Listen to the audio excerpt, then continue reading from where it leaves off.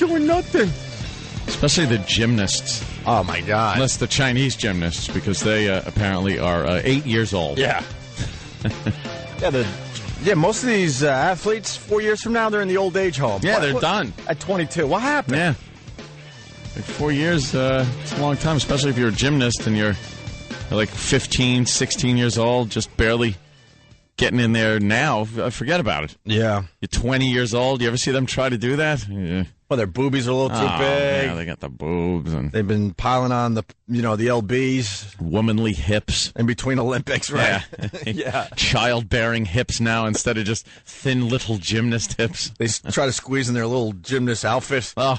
And everyone's looking the other way, like making them believe that the girl's barely fitting in the outfit anymore. I can see your baby maker. I can see. Yeah. It was a great Olympics, though. Was it? The people who watched. Apparently a lot of people did. They're like you said, setting a record for viewership. Why didn't you watch the Olympics, Anthony? You just can't be bothered? I don't know. I wasn't into it this time around. But it was like the best one ever. Like Atlanta. When the Olympics hit Atlanta, then you could be, I wasn't really into it. I don't know. But this whole Beijing thing was like a huge, like, worldwide spectacle. I didn't know why it was big.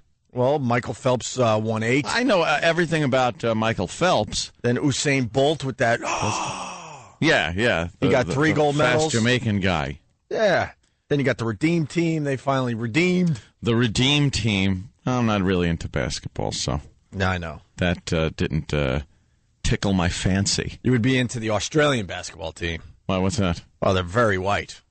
I did see them. Yeah, weren't they horrible? The Australian basketball team, very white. You would be very into them. Well, that isn't why I don't enjoy the game of basketball. Race doesn't play into my hatred of the game. It's just not exciting. Dunk, dunk, dunk, dunk, dunk, whoosh, 2 points. Dunk, dunk, dunk, dunk, dunk, whoosh, 2 points. And then before you know it, the score goes into the hundreds. Yeah. It's like, what? Yeah. And what happened with Jimmy Page at the closing ceremonies? I had to go to bed. Why didn't they get all of Zeppelin? Were they supposed to get all of Zeppelin and then Robert Plant had one of his attitude attacks and decided that he can't do this because there weren't enough people watching or something? I didn't hear that story. I just heard it was Page and that Leona Lewis. Yeah, but think it out, man. You're yeah. You're the Beijing Olympics. You're in charge of the closing ceremonies. You don't want Page. You want Zeppelin. So obviously they tried for Zeppelin. They got Page. So what's the story? Well, there's some controversy, too, about Whole Lotta Love being too heated. A little too racy. Yeah. Maybe that's why the Olympics are like irrelevant, because they think that this is too dirty. Yeah. Sing a whole lot of love. Well, a whole lot of love is very dirty. Well, every inch. It's all about an orgasm. I mean, that the whole midsection of that song is an orgasm. It's Robert Plant moaning and groaning with juice running down his leg. Well, why just Page? That doesn't sound right. And why isn't Zeppelin touring? They had that nice concert, and everyone was getting excited for like Zeppelin coming back, and then Robert Plant, what? He decided he wanted to play the cello or something? These guys, just stick with what you know. What are you doing? We want to see Zeppelin. Yeah. We don't want to see Jimmy Page playing a guitar. I mean, we do, but, you know, you want the Robert Plant accompaniment. Maybe even they know how disappointing Plant is live. Screw it. People just go like, oh, he doesn't sound like Zeppelin. My God, Jimmy's got his oatmeal with his maple syrup on it, and I swear I thought electronics were burning in here. It smells like a burning, printed circuit board, like a PC board burning. It's awful. And I love oatmeal, but that one is just awful. Good and good for you. Yeah, is it? Really sticks to your ribs. It sure does. And everything else. So we say goodbye to the Olympics. Tropic Thunder was #1 at the box office. Wait, taekwondo in the Olympics. How great was that? The Cuban they banned for life. I know. For life? Yeah. Yes, Anthony, yes. Well, I don't know. A lot of people probably were driving going, for life, the same time I did. I'm the voice of people that didn't watch. At this point, I think you're not even, like, going to news sites anymore. What? That Cuban taekwondo thing was huge. That was on the front page of every news Just website. Because I don't know what happened in the Olympics doesn't mean I don't go to news sites. This transcended everything, my friend. It didn't transcend everything. Joseph Biden being Obama's pick. Well, That I know about. I don't know about some crappy Olympic Cuban banned for life guy. Well, you know about the Biden thing because he texted you personally to tell you that he picked Joseph Biden. Yes. No, the taekwondo guy. What was the story? He didn't win the medal, or he swept the leg, right? I knew it. No, he got listen hurt, to Sensei, and he went down for his little like a timeout. Right. He exceeded the allotted time, and the referee DQ'd him, called him out. So he got up and knocked out the ref basically with a kick. He kicked him in the face. He's banned for life. Oh, jeez. Angel Valoria Mejos kicked the referee right in the face. His name is Mel. Because Sosa says so. I think it's a good move on his part because now I think everybody wants to see this guy do a little taekwondo. No one knew who he was before the big kick to the referee's skull. Oh, he'll probably end up in he'll be MMA. He'll be in a basement or something fighting. Is there a clip of that? No, because the NBC, in this day and age, pretty amazing. You can't get an Olympic clip on YouTube. It's impossible. They must have someone just watching that. Yeah. They must have a team of people watching just YouTube. Just exclusively watching YouTube. Yeah, because I've only seen the still photo of the Cuban knocking out the ref. So I went to YouTube, and there's a million versions of it. 5 stars, so you know it's the video. You click on it, nothing. They're able to get rid of everything as soon as it goes up there because they want you to buy the DVD now. I saw a version. Google try Cuban kicks referee. Again, maybe you saw it. Yeah, one of them came up gone, and one of them, the next one Googled came up and on YouTube, and I was able to see a still picture of it? Yes. Yeah. Holy mother of God! Yeah. Look how high his leg is. Yeah, this guy was not happy. Wow. This guy was not happy. You see it from a little farther away, though. On the video clip, you can't see. It's not that close. And you just, all of a sudden, he just kicks the guy in the face because he was disqualified. And then he pushed another official. Wow. Yeah, he's in trouble. Not quite the discipline you're supposed to have with No, it's not on YouTube, Danny. Those are the ones I checked, and they're already gone, see? They are not on YouTube, man. All right, whatever. So that's going on. But, yeah, the Joseph Biden thing, we said it on this show. I mean, a lot of people think we're just goofy shock jocks, but we all said Obama needs old white guy. Even Stunt Brain, who studies this stuff, we beat him, too, because he's like, no way is it going to be Biden. We're like, it's going to be an old white guy, so it most likely could be Biden. Yeah, you thought it was going to be some chick. Yeah, I thought, well, after Biden said no, and I even said if he took Biden, he gets the foreign policy experience, but Biden kept saying, I'm not the guy, I'm not the guy. Yeah, he lied. Yeah, he's a liar. He lied to the American people. He's a big fat liar. He was asked, and he said, no one's talked to me about it. I don't know. No, it's not going to be me. Yeah. And then there he is. Yeah. Hello. Hugging Mrs. Obama on stage. How uncomfortable did that look? Well, it looks like staged. It looked like a swingers convention because they were both hugging the other one's wife. The other one's wives. That was pretty hot. Yeah. Let's get to know each other a little bit. Yeah. Before Denver, come on. A little cream in your coffee there, baby. They were really like it was this fake love fest on stage. Looked so forced. He picked me? What? What? By the way, we got to go. Second fiddle to it. How the hell does that happen? What? We have to go back in time. This was a mere week or so ago. Get the DeLorean. Our own Stunt Brain. This is what he had to say about who Obama was going to pick. All right. Remember, about a week ago. But Obama will announce before Saturday, and McCain said he's going to do it on his birthday. Stunt Brain is such a bore that he studies this stuff. I love it. Who do you think? I think Obama is going to go with, I still think it's Catherine Sebelius, the governor of Kansas. That is... What? Obama's going to what? Catherine Sebelius, the governor of Kansas. You're insane, Stunt Brain. I know you're a smart man, but if you're going to go broad, you got to go Hillary. I was taking a chance. Hey, punditry does not pay, and that's proof. You went for the long shot. I did. And By the way, she was on TV for maybe 2 seconds as a possibility. Yeah. They're like, and maybe this broad. And that was it. It was like, quick, boom. And then they went back to Biden and the real, like, favorites. You bet on the horse that ended up with the tent over it. Yeah. And then Stunt Brain continued with this. When is Barack announcing his VP? Today? They're saying it might be Biden? No, Biden seems to have dropped out of the running. Biden scares me. Biden would have been a good pick for his foreign policy experience, but he's too far out there for the rest of it. Yeah, well. Oh, good call, Kreskin. Right on that one. You said Sebelius, you're like, yeah, because he wants the Midwest. Yeah, that'll win the heartland over a black guy and a white woman. Yeah. That's the ticket. Black guy and a white woman's always done good down south. You looking at her, boy? Obama made a good choice. Who else was out there? Who else was out there in the old white guy category? True. Hillary. And they're saying Ted Kennedy's checking out. Could be weeks at this point. What do you mean checking out? Checking out. Checking out from the planet. Checking out from the planet. That's it. That bad, huh? They should make him talk at the convention. Oh, God. This dumb convention that Stunt Brain was teaching me this morning that we don't need to do conventions anymore. And this is a gigantic waste of time. We could do this in an afternoon on the Internet and not heat up the planet for 4 days. But then how are all these guys going to get their prostitutes? No, that's a good point. That's true. Last time they had a convention, we did all the stories, and the prostitution was way up. Yeah. In that city, the last, whatever city they had it in last time, I don't remember. The conventions are very big. So Denver's like a big prostitute gathering, too? Well, a lot of these guys will be getting prostitutes, yes. Okay. Yeah. Yeah, I don't want to name names. I don't feel like getting sued today, but it's a known fact that the business goes up. Wow. Yeah.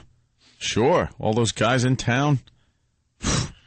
Forget about it. 50,000 people. Waste of time. And every network's going to cover it for the next 5 days. And that's the dumb thing where they go, the great state of blah, blah, blah, known for textiles.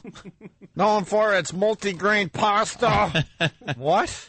We cast our vote. Oh, God. We cast all 22 of our delegates to Barack Obama and Joseph Biden. Yeah. The great state. That's like they should be wearing those big stovepipe hat stuff. That's how old that custom is. Yeah. Yeah, it's just a rah-rah, let's kiss each other's Yeah. and let's each other, and let's give each other a rusty trombone. Let's just really just have a good time. They're talking about flying Ted Kennedy in for his farewell convention. Ooh. Oh my God. So Yee. But he was okay. Get the thing removed. No. You kidding? No, it's growing and growing fast. He's in there. His head's huge. That National Enquirer that usually gets those stories. Is it National Enquirer? What's on my desk? Oh, there was the Globe. Globe. They're saying a couple weeks to live. And those papers like the National Enquirer and the Globe, they're pretty accurate Pretty these good. days. Yeah. All right, and then you got this. Obama and Biden misspeak during their first speech. Aw. So they're not on they're not on the same page yet. Not in They're sync. a little rusty. This is what Barack announces Biden as the next president. We will restore that fair shot at your dreams that is at the core of who Joe Biden is and I am and what America is as a nation. So let me introduce to you the next president, the next vice president of the United States of America, Joe Biden. I'm sure according to some guy in the South right now cleaning certain pieces of hardware, he is the next president. Wow. Yikes. And then Biden calls Obama. He pretty much put himself in a very, very awkward position because I think there are some extremists in this country that might enjoy a white guy in there, an older white guy in there than Obama. And, as far as some lunatics and extremists see it, there's only one way to do that. So I don't know. I think the Secret Service is going to have to be on their toes with this one. Oh, this guy is going to be the most protected president in the history of presidents. Because if you think a police beating caught on tape riles people up, hoofa, oh man, that would cause some problems. Yeah. And then Biden calls Obama Barack America. My friends, I don't have to tell you, this election year the choice is clear. One man stands ready to deliver change we desperately need. A man I'm proud to call my friend. A man who will be the next president of the United States, Barack America. Oh, he's misspeaking and everything. Barack America. What's his name? I can't even say it. How old is it? Biden? Barack America. Barack America. He's only 62? I think he's a little older, doesn't he? Come on. He's got to be older than 62. Did he have a brain tumor? He had an aneurysm. He's been in office for 30 years in Delaware. He was sworn in right after his wife and kid were in a horrible car wreck. He was actually at his kid's hospital bed after the wife died. And so he's been a senator forever, for 30-some years in Delaware. And they say part of the pick is he'll bring in the Keystone State. Yes. He'll bring Pennsylvania to the table. And the working class. Yeah. Sure. Apparently his net worth is like between $100,000 and $150,000. So really? He's like not one of these rich guys. And yeah, he's just pretty much dedicated himself to civil service, helping people. What did he do? A savings account? I mean, 30 years as a senator, if you're like going on speaking engagements, I mean, you don't pocket a little something for yourself? I'm sure he's I don't got think he's something been doing that. Hidden somewhere. That's just it. He hasn't been doing speaking engagements or books or anything like that. He just kind of goes to his job, draws his salary, and that's it. Wow. Maybe he's stupid. You know? Cash in. Oh, of course he's stupid. Barack America. Barack America. Well, we'll see who McCain picks. It's probably going to be Mitt Romney. I'm thinking. Yeah. Oh, wait. Is that official? Oh, no. Is this the curse of death? Yeah, I believe it's Mitt Romney. Joe Biden is 65. No, it's weird. It's like when you run for the presidency, it's at a time in your life when everyone else starts thinking of retiring and moving to Florida, and that's when they go for their biggest gig. You notice they're starting to get a little dodgy? Yeah, it just doesn't seem right. Yeah. That these guys in their 60s, and what's McCain now, 70? Yeah. 72 on Friday. 72, and now he's going for the biggest gig of his life at 72 years old. That just seems really just bizarre. We really need just a young president. So Whether you're it's voting for Barack. I don't really give a crap Barack either way America. at this point, but we do need like to just get the youth involved in this whole thing. We need change that will. All right, we're just getting started. It's a Monday. Opie and Anthony, phones are lit. We'll go to the phones next. See what you're talking about. Is it the Biden thing? Is it the Olympics? Who knows? We'll find out in a few. 877-212-O&A.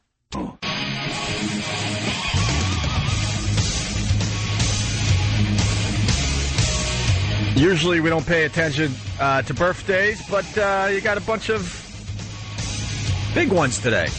Do we? Regis Philbin, 77. Sean Connery, 78. That old. Gene Simmons, 59. Padding. And Robert Halford, 57 years old today. 57. For the Half. Old queen. He's not a queen. Well, he's definitely a top. Oh, man. He's the furthest from a queen. The leather-clad top. And then 33 years ago today, anybody want to try? Let me think. 33 years ago today, anybody? 2008, 98. I guess we're never going to fix that, huh? 90, 70, 60. What? How many? 33 years ago today. All right, that's 2008. 75? 98. 1975, right. 75. What happened in 1975 on this day? Wait, today's August. Oh. 1975. 75? Jimmy, come on. What? Yeah, I do know. What? Ed Koch announced that he wanted to be mayor. Oh, wow. No. Wrong. I made that up. 75. Nixon resigned. World War II ended. Gay marriage was approved in New Jersey. Think music, my friends. Oh. Think Oh. music. Yeah, I should have said at least think music. Covers of Time and Newsweek were the same. Lenin predicted he'd be shot in 5 years. Oh. Born to Run, released 33 years ago today. Jesus. Who cares? Well, freaking Roland cares. Roland would. Roland absolutely cares. The Boss Man, Born to Run, 33 years ago today. What a guy. 877-212-0&A. Jimmy, there's something was pissing you off as you read the paper this morning. Well, it's the new Monday morning Jim Norton segment on the Opie and Anthony show. It's called Outrage. Oh. No, it's just this douche.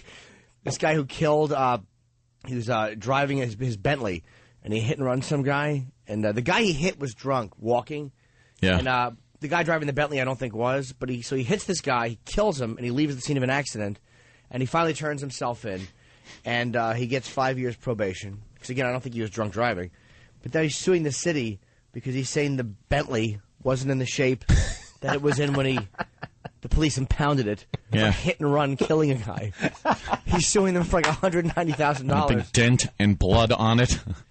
He's such a douche. I think I love this guy. What balls? But even if you're right, like even if you did just hit the guy in the shin and he cracked his head in the curb and died, and maybe the cops did dent the car up, you didn't get jail time for a hit and run where a guy died. Yeah. Suck it up. Take the hit. Take the hit and get your car fixed yourself. Take the hit, get the car fixed. Now you're in the paper. Everybody knows you hit and run, killed a guy. Yeah. They will screw things up when they impound your car like that. Oh, they'll hook it up. They don't care what they hook it up to. Your headlights. They'll hook it up to the wires under your hood and drag it. The NYPD doesn't play, man. No. God bless those guys. The angle's a little too high, so the back bumper's just sparking all the way to the... Scraping. I've seen them towing cars where you're just like, oh, that guy's going to be mad. Yeah. Well, this is what a douche the guy comes off like. His response was, oh, God, where is it? He said, I should probably not be doing this on the radio. It's okay. It's Monday. I'm talking. Oh, just the whole talking part. I had it circled. I don't know what I'd do with it. No. Oh, here it goes. It accuses the NYPD of failure to properly care for vehicles and, in quotes, particularly those which require special care and treatment due to value, style, and model. Well, maybe you shouldn't be hitting people with it. Kill some guy, and that's what he's worried about. What a tool. I'm going to drive the Ford GT in today. Vroom, vroom. And, wow. I was like, this car goes really fast. And you want to make it faster, right? Well, no, I drove the Ford GT, the car club car. Oh, yeah, I'm sorry. Yeah, that one is just ridiculous. So, on the expressway a couple of times, passing, looked down and noticed, 3 digits. Nice. 3 digits on the Speedo. This morning or all weekend long? This morning. Yeah. Yeah. Driving it home on Friday was nice. Not taking it out of first gear the entire way home. It was just first gear because the traffic on the expressway. I was just like, God damn, is this annoying? You were annoyed? Yeah, that's the car right there. That's what you were driving around? Yeah. Put that up on ONARadio.com. If you find a blue one with white stripes. That's, oh, really? Yeah, that's a red one. It's a blue one I had. Yeah, it made you blend in with all the traffic, I'm sure. Oh, yeah.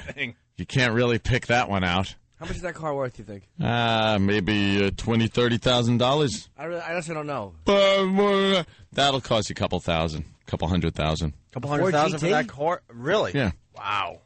Yeah. Is that new? Like a new Depends. model? No, they stopped making them a couple of years back. But wow. Why did they stop making it? I don't think it's a big seller. You know? I think a lot of people are going, yeah, let me get that for my kid. Gas prices. Get that for the wife and kids. Gas prices are so outrageous. Let's get a Ford GT on top of it. Oh, I'll tell you, when you're racing that thing around, the gas just sucks down. Yeah. Ooh. Hey, I paid $3.60 on the way home from Jersey last night. Gas is going down again? Yeah. Nice. Yeah. Who would think that paying $3.60 a gallon would make you happy? You're like, wow, that's good. I thought it was a typo on the pump. I'm like, $3.60. Yeah. Actually, I think it was $3.58. Of course it's going to go down just in time for the election, these scums. Who else is buying this crap? It's so typical. We're all just a bunch of puppets, and they're like, oh, okay. And that's exactly what they do. It's get everyone happy just in time to vote Republican. And then some war thing's going to happen, too, right around October, or I would say mid-October, some little war thing. And that way candidates will be able to say, you need a president that's experienced in this. That knows how to handle this type of thing. Yeah, we are. Not this Biden guy. Hello. Would it be funny if that was like if Bloomberg or some politician was so out of touch, this is their answer for like the rising gas prices. If they have no concept of like what other Americans made, they're like, just buy a Ford GT. Yes. You can drive faster. Yeah. You'll get there quicker. Well, that's what I say. Speaking of Bloomberg being out of touch, I don't even think we talked about this. It was early last week.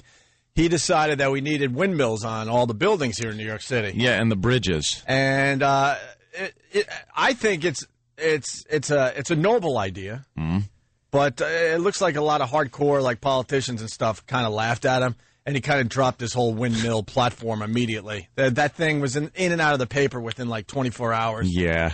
And then John Montone was on the streets of New York, and everyone's like, but New York's not the windy city, Chicago is.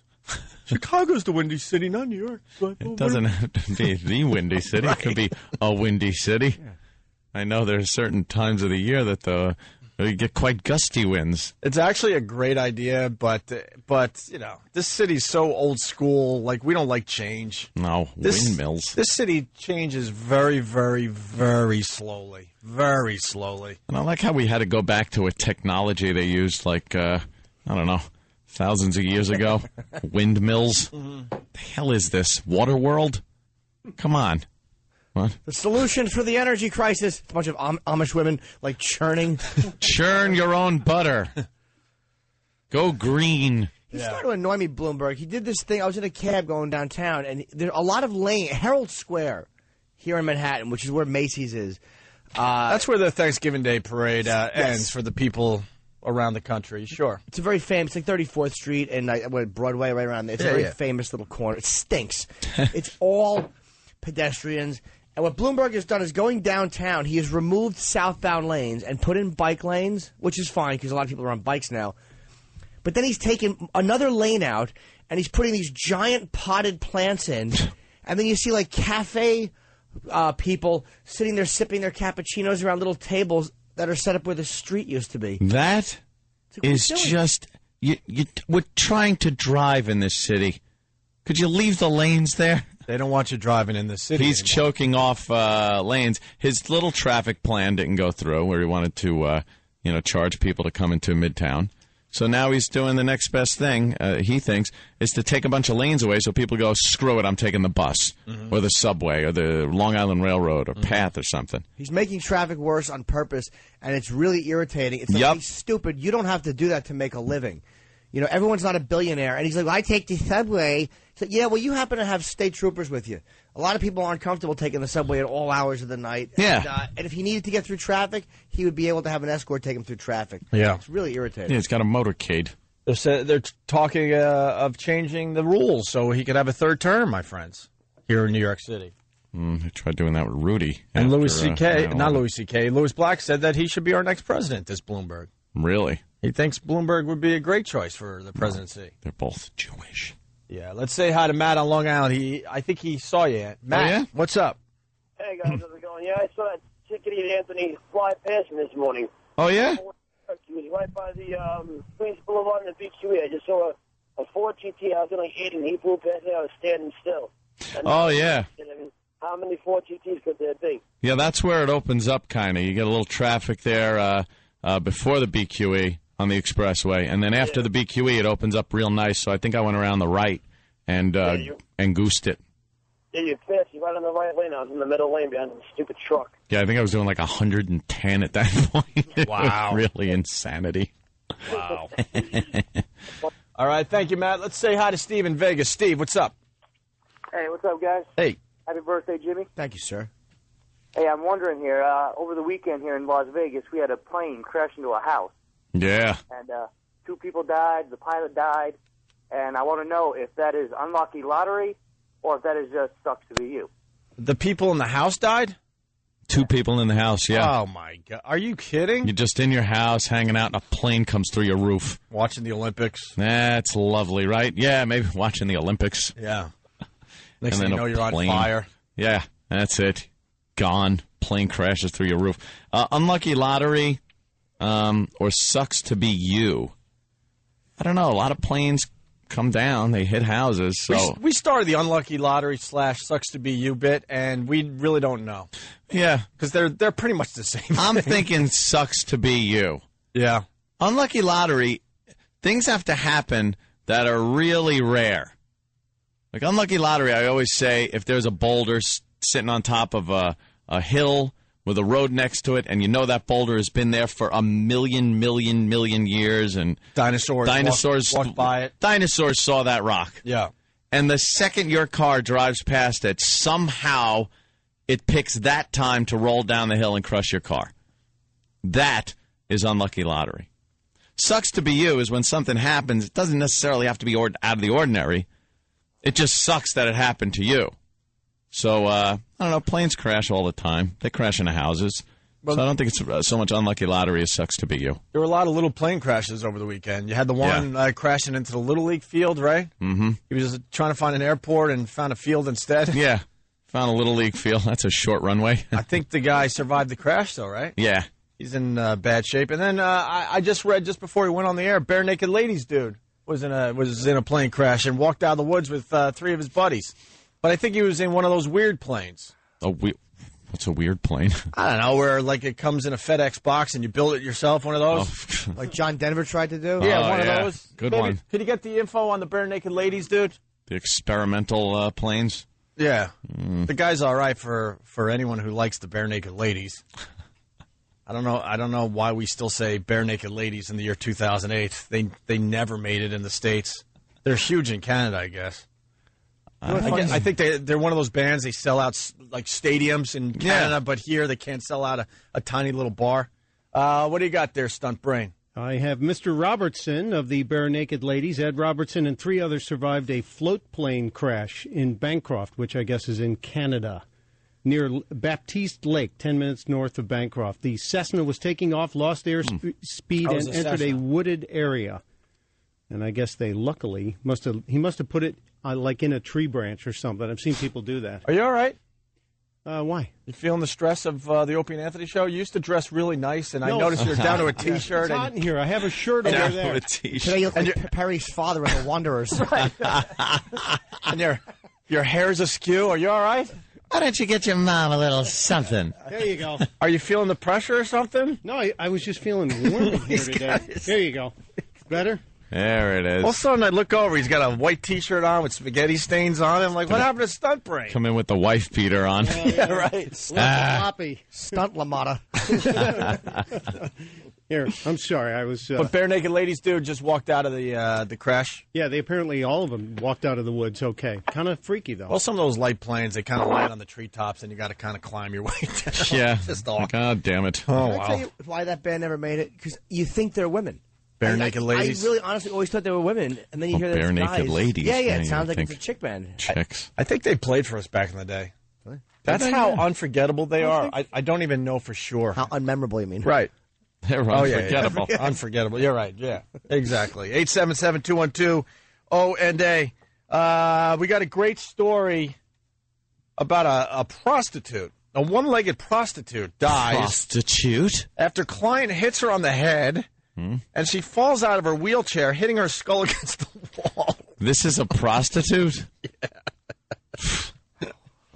One-legged prostitute dies after client hits her on the head, and she falls out of her wheelchair. Saw a whore over there by the parking garage this morning. Really? Yeah, you know by the Red Eye, they got that little bus stop right there, the glass bus stop. Yeah. She was just walking back and forth on the cell phone with barely wearing anything, just hooker clothes with the skirt. You know, you could see stuff. That's so a cop. Yeah.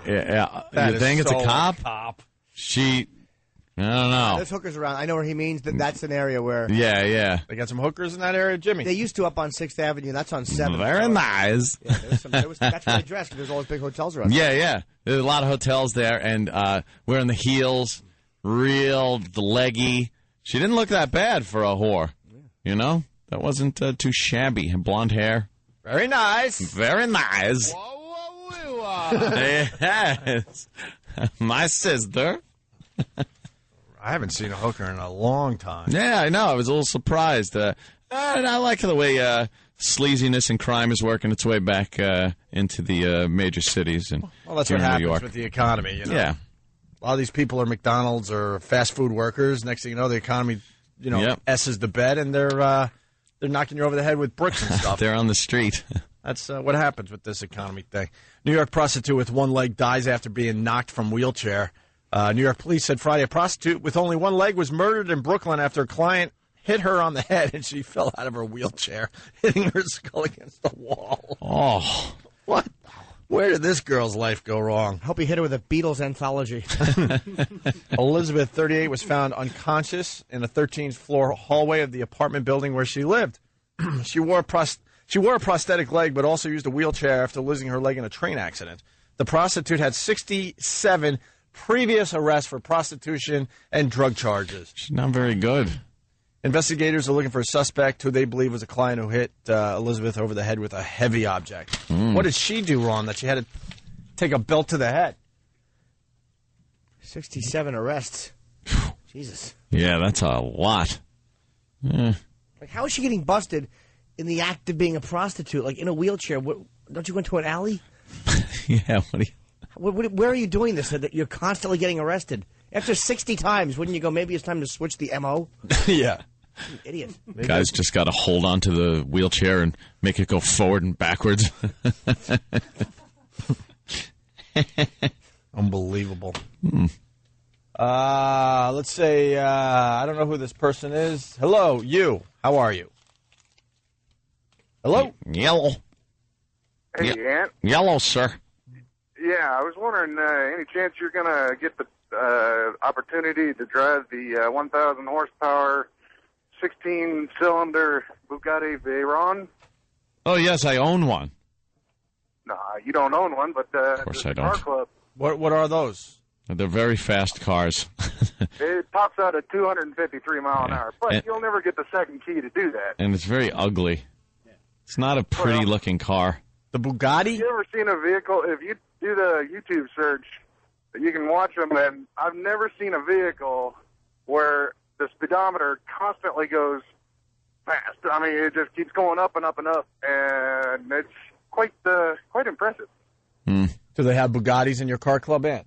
No Bugatti. Or they would have probably just one, right? Yeah, and I don't know who they'd give that out to. A Bugatti. Is that what they call it when a bunch of those cars are driven onto a girl's face? No, that's okay. something else. Stephen S. from Bayshore, getting back to that hooker story, did the headline read, Stump, Clump, Thump? So, there you have it. There you have it indeed. The Bugatti. Who makes that? Bugatti. Oh. Yeah. All right. That's a dumb-looking little car. $1 million. It looks like a little car kind of half in the shell of another car. Yeah, it's not a nice-looking car, but I guess if you want to drive real fast, that's the car. It's a car that looks like it's in the middle of shedding. Yeah. Shedding its skin. And the new turning car into is a about Prius. to pop out. Right. Speaking of Prius, Steve is sick again. What? This guy is sick a lot. Oh, Steve. boy, that's not good. This Steve guy is sick a lot. You wearing a robe? I don't know. He had cold sweats and all sorts of crap going on. Yes. Is he all right? Who knows? Poor Steve. All the supplements he's taking. You got to stay away from those supplements. Supplements. Very dangerous crap. It's not FDA approved, most of that crap. And people, whatever. I bet after he gets this special belt all weekend, Mondays make it difficult. That's all it is. I can't sit. Yeah. It's very hard to sit. I need a little tube, a little inner tube from a wheelbarrow to sit on. I have a lot of discomfort Monday morning. Just all day sitting on his little inner tube. The hole in the middle is soothing. His girl's coming around more often, and we still go down this road with poor Steve. Every time. She pokes her head into the show from time to time, and here we are, still convinced that he's doing some other things. Yeah, you never know. All right, we're going to go to the FU line as we go to break here. 877-212-0-A. Phones are good so far. We'll continue with the phones after the break. Thanks for calling the Opie and Anthony FU line. Here's the latest batch of FUs. You have 6 new voice messages. First voice message. I want to give a big FU to my ex-effing girlfriend that decided at the bar when I met with my new girlfriend to come up to me and start talking to me and start you. Next message. Hey, this you goes out to Brad. Quit staring at me in the gym, you homo. Go choke on a Next message. This you goes out to the that were in front of me on the road who don't know how to read a sign when it says no turn on red when pedestrians are present. Thanks for killing my time. You. Next message. I'd like to leave a big use, Dave. God damn it, get to work and quit having me do everything. Quit in the bathroom all day. Do something. You. Next message. I want to give a big you to the people that I work with. They all suck, and they just make me angry. Blah. Next message. You to the construction company that shut down Interstate 57 south of Mount Vernon, Illinois for bridge construction. You could have put a sign up the road, told us what was going on, and I wouldn't have been 30 minutes late for work. You dumb. End of new messages. Call the Opie and Anthony FU line. 866-FU line 1. That's 866-FU line 1. Thank you and goodbye. Wake the F up. Now! Rock. Right. Oh. What happened? Second Ozzy bed in a row. I love it. Here it comes. No. Damn. Where does it kick in? Right here, Jimmy? People? No. Oh. Damn. Got to be this time. Edit, Jimmy. People listen. No. You're listening to Opie and Anthony, and we greatly appreciate that. Talking about a lot of things today. This is David Blaine. If you're a fan of the show, you know we're not fans of David Blaine. He's quite a tool. His street magic stuff is really cool. It really is. Although I think a lot of that stuff is set up too. I think it's fake. But he just announced his next stunt for everybody. Because he's great, and we need someone like him in our lives to entertain us. What were some of the stunts he did in the past that were just amazing? Oh, my goodness. When he was frozen in a block of ice. Yeah. He was in the globe full of water. Yeah. Stood up. What? He stood on a stand in Bryant Park for like 5 days. Yes, just on a platform. Yeah. Little platform. He stood there. Let's not forget the glass box over, where was it, London? Trump, well, he was in Trump, buried alive, remember? Yeah, but Buried alive. See, we suck in America. In London, he does the glass box above, what, the Thames River or something? The Thames, right.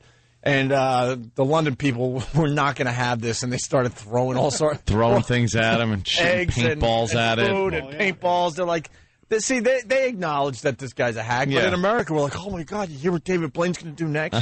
And I was walking with Roland after the show Friday, and we were talking about David Blaine because I think he's trying to get him for the show. And I'm like, this guy, all he's doing, and maybe Stunt Brain could help me, is morning zoo bits. Like any intern. Yeah, not even a joke. Like in the late 80s, maybe early 90s, mid to late 80s, definitely, these bits were offered to morning zoos. Oh, yeah, buried alive. There was a company that would come in, and they would bury your morning show for a week at a car dealership, and it was the big, I can't believe we're going to be buried alive Friday. And then frozen in a block of ice, that used to be an old morning zoo bit. I'm telling you, all he's doing is recycling old morning zoo bits. Great. That's kind of scary, but you're absolutely right. I would love to find that company. I forgot their name, but they would come in and do the big morning zoo bit for you for your town. And they were burying morning shows and putting them in blocks of ice and all this stuff. And that's all David Blaine's doing. But now his latest stunt. What? Ready for this, Jimmy? It's got to be a biggie. This is a biggie. Absolutely. He's going to hang upside down in Central Park. Ooh. Not 1, not 2, but 3 days. Why doesn't he just do it in his house? Why does he have to do it in the park? So we could all watch and go, wow, look how great he is. So we could admire him because he does stuff we can't do, Jimmy. People do like to gather around his events for some reason. Yeah. And I think he knows that. Yeah. And, pumps it up and does it in public places. Well, we say this every time he announces his next stunt. How does he get the permits? Like Jimmy was saying during the break, but we say this every time. How does he get the permits to do this crap? We can't get permits for anything. We can't get a venue in Boston to perform the Traveling Virus show at within 40 miles of the city. Yeah. He's hanging naked by his scrotum all over the... How? Yeah. Well, it'd be something if he did it naked. Yeah. You know. And what is this supposed to do, hanging upside down? What do any? I mean, it sounds like it sucks. What do any of his stunts have it? Like, remember when he was in the Big Fish Bowl? Yeah, but that was in, was he in water? He was in water with a breathing apparatus. And then at the end of it, he tries to set the record for, like... For holding his breath. Holding his breath. Okay, see, at least that's something. It was a complete failure. That sucks, too. Well, I guess... But it's something. Like, and then the block of ice is a block of ice, so it's cold, but it's not really. I guess hanging upside down, though, like the blood flow to your brain, blah, blah, blah, could cause blah, blah, blah. They'll have the medical experts, blah, blah, blah. You should have it where he's hanging upside down, but if he just hangs there, his head is underwater. So he's got to constantly keep, like, up at an angle and keep his head up above the water. Now, that's a trick. Oh, and then he's going to need a chiropractor at the end. Yeah, he's going to be a little bent up. See, there he is. Hunchback. There he is in a fishbowl with scuba gear on. That's just wonderful. I mean, it looks nice and all, but what is he doing? What does that accomplish? Yeah, people walk by. I think, like, the mayor constantly is blurting out how much money is being brought into the city by events. Mm-hmm. Stupid things like this, like the stupid waterfalls that they set up. And he's like, this will bring in $600 million to the city. I'm like, how does that happen? How could you figure that out? The waterfall thing was such a bust, too, because we said it looks like a what? A sewage treatment plant. Sure. Yeah, that's what it looked like. It's just awful. And the one under the Brooklyn Bridge is like wrecking trees. Yeah. On the Brooklyn side. Yeah, the salt water was blowing in the breeze and hitting the trees and killing them. Didn't work out too well. No. But how does David Blaine being in the city get revenue to the city? People just going like, gotta go to New York, honey. David Blaine's going to be in a hanging upside down. Like, what? I can't imagine anyone would come to New York specifically for that. There's such boring tricks. I don't get it. I don't get why he's allowed to do it. I don't get why we, will march by and go, oh, we got to check him out. He's hanging upside down this time. Yeah. I just don't get it. Me and Voss years ago did go back by Trump, his little complex like on the 60s on the west side. And we did see him when he was down under the water underground, just to look at it. Yeah, but wasn't that like a glass top, and you could just see him under? That's easy. It's like you're looking. That's morning show stuff. I'm telling you. You're looking through a glass top, and you're like looking. It's almost like looking into a well. Right. And he's laying down there, but it was like. Well, what is that? I don't know. It was silly. It's dumb. There's a guy down there. Anyone could do that. Look at that. He's sleeping, and we're looking at him like idiots, smoking. Just drop a deuce on top of him. Yes. How great would that be? Because then the security guy would have to kick it off. It would smear. Yeah. Some Windex and hanky. All right. We got Obama picking Biden, and McCain's already running the political ads. Oh, yeah. Making fun of the fact. Because a lot of people thought he should have picked Hillary. And McCain is saying, well, he didn't pick Hillary for a couple of reasons here. Mm-hmm. And now they got ads running. Listen to this. She won millions of votes, but isn't on his ticket. Why? For speaking the truth. On his plans. You never hear the specifics. On the Resco scandal. We still don't have a lot of answers about Senator Obama. On his attacks. Senator Obama's campaign has become increasingly negative. The truth hurt, and Obama didn't like it. I'm John McCain, and I approve this message. I'm John McCain, and boy, did I approve this message. You could tell it was taken, every one of those clips was taken so out of context. Even if she did mean it, like I'm sure there was some kind of preface and then some kind of thing after she said that doesn't make it sound as bad. They just clip him out, put him in, I approve this, attack him. And that whole John, I approve of this message. He recorded that. Barack Obama months ago, if not a year ago. I approve this message. I'm John McCain, and I certainly approve this message. And I believe he's a. Why doesn't Obama just do the exact same thing when McCain announces? Just pick someone he will on the ticket. He will. That's so silly. Yeah. They just go after each other. It's a joke, this whole process. Yeah, the Democrats all had to sit there and debate each other. So, of course, they're not going to agree. They're going to bash the other guy. And then you use those in an ad. And then we got this one. What does Barack Obama's running mate say about Barack Obama? You were asked, is he ready? You said, I think he can be ready, but right now I don't believe he is. The presidency is not something that lends itself to on-the-job training. I think that I stand by the statement. And what does he say about John McCain? I would be honored to run with or against John McCain because I think the country would be better off. Wow. I'm John McCain, and I approve this message. Of course you do. That's what Biden said? That's Biden. Oh. Yikes. Biden is a guy who's out for Biden. Oh, wow. God, they just... Wow. What a joke the primaries are. Like, what a bunch of liars they are. Yeah. That they just attack each other and then side with each other. And then like, I forget I said that. It's like, I didn't say it. So did you say it just because you were trying to get the job? So it's a lie, or is it the truth? Do you think that he's not experienced enough and the presidency isn't an on-the-job training job?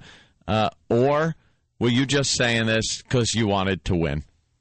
So you made some stuff up. Both sides. It's one or the other. Both sides do it, though. Yeah, it's still Republican. No. Obama's going to have some fine ads to counter this one. Yeah. Well, they're also calling Biden Obama's little lapdog. So he's the guy that could go out and do the attacks on McCain. He's known McCain for years, worked with him, so he can actually attack him, and then Obama will be playing good cop. So it'll be good cop, bad cop kind of a thing. By the way, Biden got some fine hair plugs. Yes, he did. You just noticed that too? Yeah. They had old school Biden when he had the dark jet black hair, and he barely had anything happening up top, and now he's got a full head of gray hair. Really? Yeah. They're figuring out that hair transplant, man. They put in that Barbie doll stuff, or just it didn't look too Barbie dollish. No. But so that's what Biden said about Obama. Wow. You know what's funny? You watch what Hillary does this week. What? She's going to do the biggest kiss-ass act ever. Oh, yeah. Is she scheduled to speak? Of course she is. Tomorrow at the convention? She is going to kiss some Obama ass. We got to get sounds of that. Oh, my God. Is she going to change her tune tomorrow? We need a man like Barack Obama to be the next president of the U.S. Ugh. I have to listen to her again. And then what? Obama's wife? Tonight. Yeah, Michelle Obama's kicking off the convention tonight, and Hillary's tomorrow. She's kicking up. Why is the wife of this guy getting up there and babbling? She's finally proud of America. Well, because they're trying so hard. Because just like your ex-wife, she's responsible for his success, my friend. Apparently so. I just think it's she's going to be a lot more polished. Self-serving. You think? Yeah, she'll be a lot more polished. She can't be, though. It's very hard. She has a very difficult time taking direction. She doesn't really. She's not likable. She gets up there and talks like Obama is a likable guy. He gets up there. You got to give him that. He gives his speeches. People like him. She gets up there and talks, and people are just like, oh boy. I don't think I like this broad. I like the older footage, meaning like a year ago when, Michelle and Barack sit down for the interviews, and you can see Barack is like, oh, okay, honey. All right, honey. I'll take it from here. Why don't you keep your mouth shut on this subject? He's trying to get control of the situation. Yeah. He's very nervous. Oh, okay. So, what do you think of Whitey? Well, let me tell you about it. Oh, honey. Wait, let me well, now, I think that's a derogatory term that we should not use. I'll talk about Whitey. Oh, she's ready to roll. Yeah, so she's going to get up there and I guess try to appear likable by reading a speech written by people that wrote something that maybe might make her likable. But I doubt it. We've all had the girlfriend where, the girlfriend gets you in trouble. Michelle Obama's that type of girlfriend. Oh, yeah. Where she's like, there's a Hell's Angel guy that just cuts you off, and, she has to reach over and beep the horn like, whoa, what are you doing? Call him a douche out the window. Crazy? Yeah. Giving the finger like, whoa, I'll take care of this. Oh, dude, feel free to punch her. Right. Throwing drinks in the face of some 6'5" monster in a bar. Like, yeah. Great, now I gotta fight the 6'5" monster now. Thank you. Sweetie, he's bothering me. Yeah. All right, take care of it. We've all had that girl in our lives. It's like, chill the F out, please. I don't feel like losing my teeth. So what, any indication on what she's going to talk about, or is this just a rah-rah? Is she introducing Barack? No, she's just kicking off the convention. It's kind of a meeting her deal. But the big news is tomorrow at Hillary's thing, there's two big issues coming up. The people who made the movie about Bill, the man from Hope, have made one, allegedly, that will be shown tomorrow. And Hillary is supposed to dispatch her delegates and tell them to go to Barack. Of course. Yeah. Go. And they gave Michigan and Florida full voting rights after all the screaming and hollering. Oh, really? Yeah, so everybody's back in. Is it worth watching? No. I remember, though, I watched the convention, I guess it was 4 years ago, and Barack Obama talked, and I went, wow, could that He guy was the talk? big keynote speaker. Yeah, It was very impressive. But There's always one great speech. Remember Cuomo's speech in like 80? That was a killer speech. But then the rest of it is just a waste of time. It's stuff we already know. It's one big party. It's a big kiss-ass party where they just say, rah-rah, look, we're all united behind Obama. And then we got this old clip of Biden calling Obama the first mainstream African-American who's clean and bright. Oh, okay.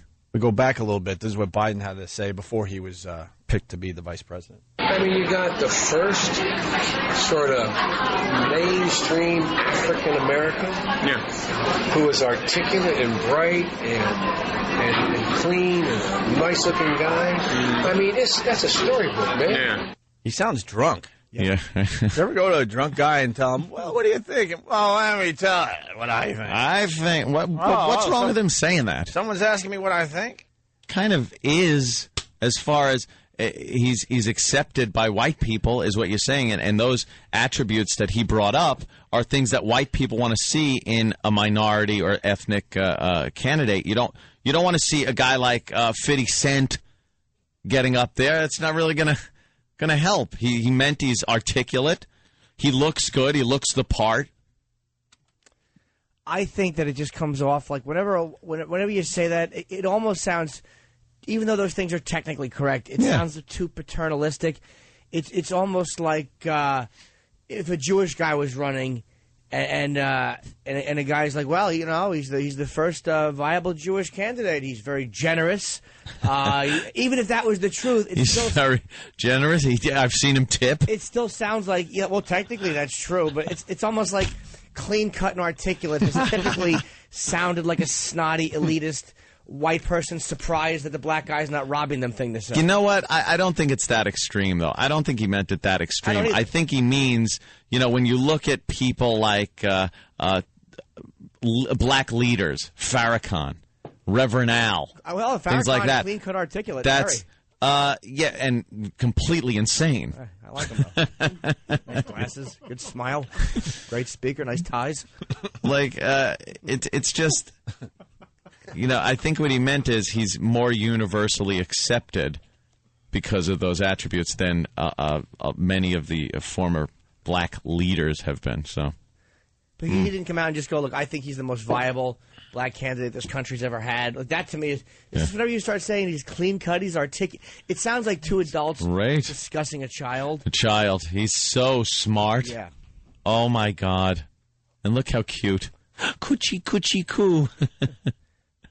Yeah, I see your point on that one. He's not talking about other white candidates being articulate. Well, of course, if you get that far, chances are you're fairly articulate. You're not a blithering retard if you're running for, president. Well, caught myself. Get in there. You can still get in. Yeah. Hey, before we take a break, I want to do this one more time. We played the beep game with the McCain hurting her wrist thing. Oh, right. Hurting her wrist? Cindy McCain, sure. Who's very, very wealthy. Yeah, apparently extremely wealthy, yeah. We got the original story, so bear with us. It's like a minute.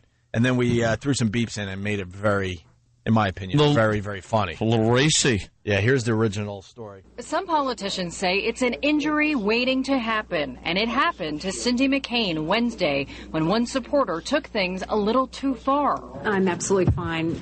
We had a great lunch and fundraiser, and I shook hands, and it was still a very enthusiastic supporter.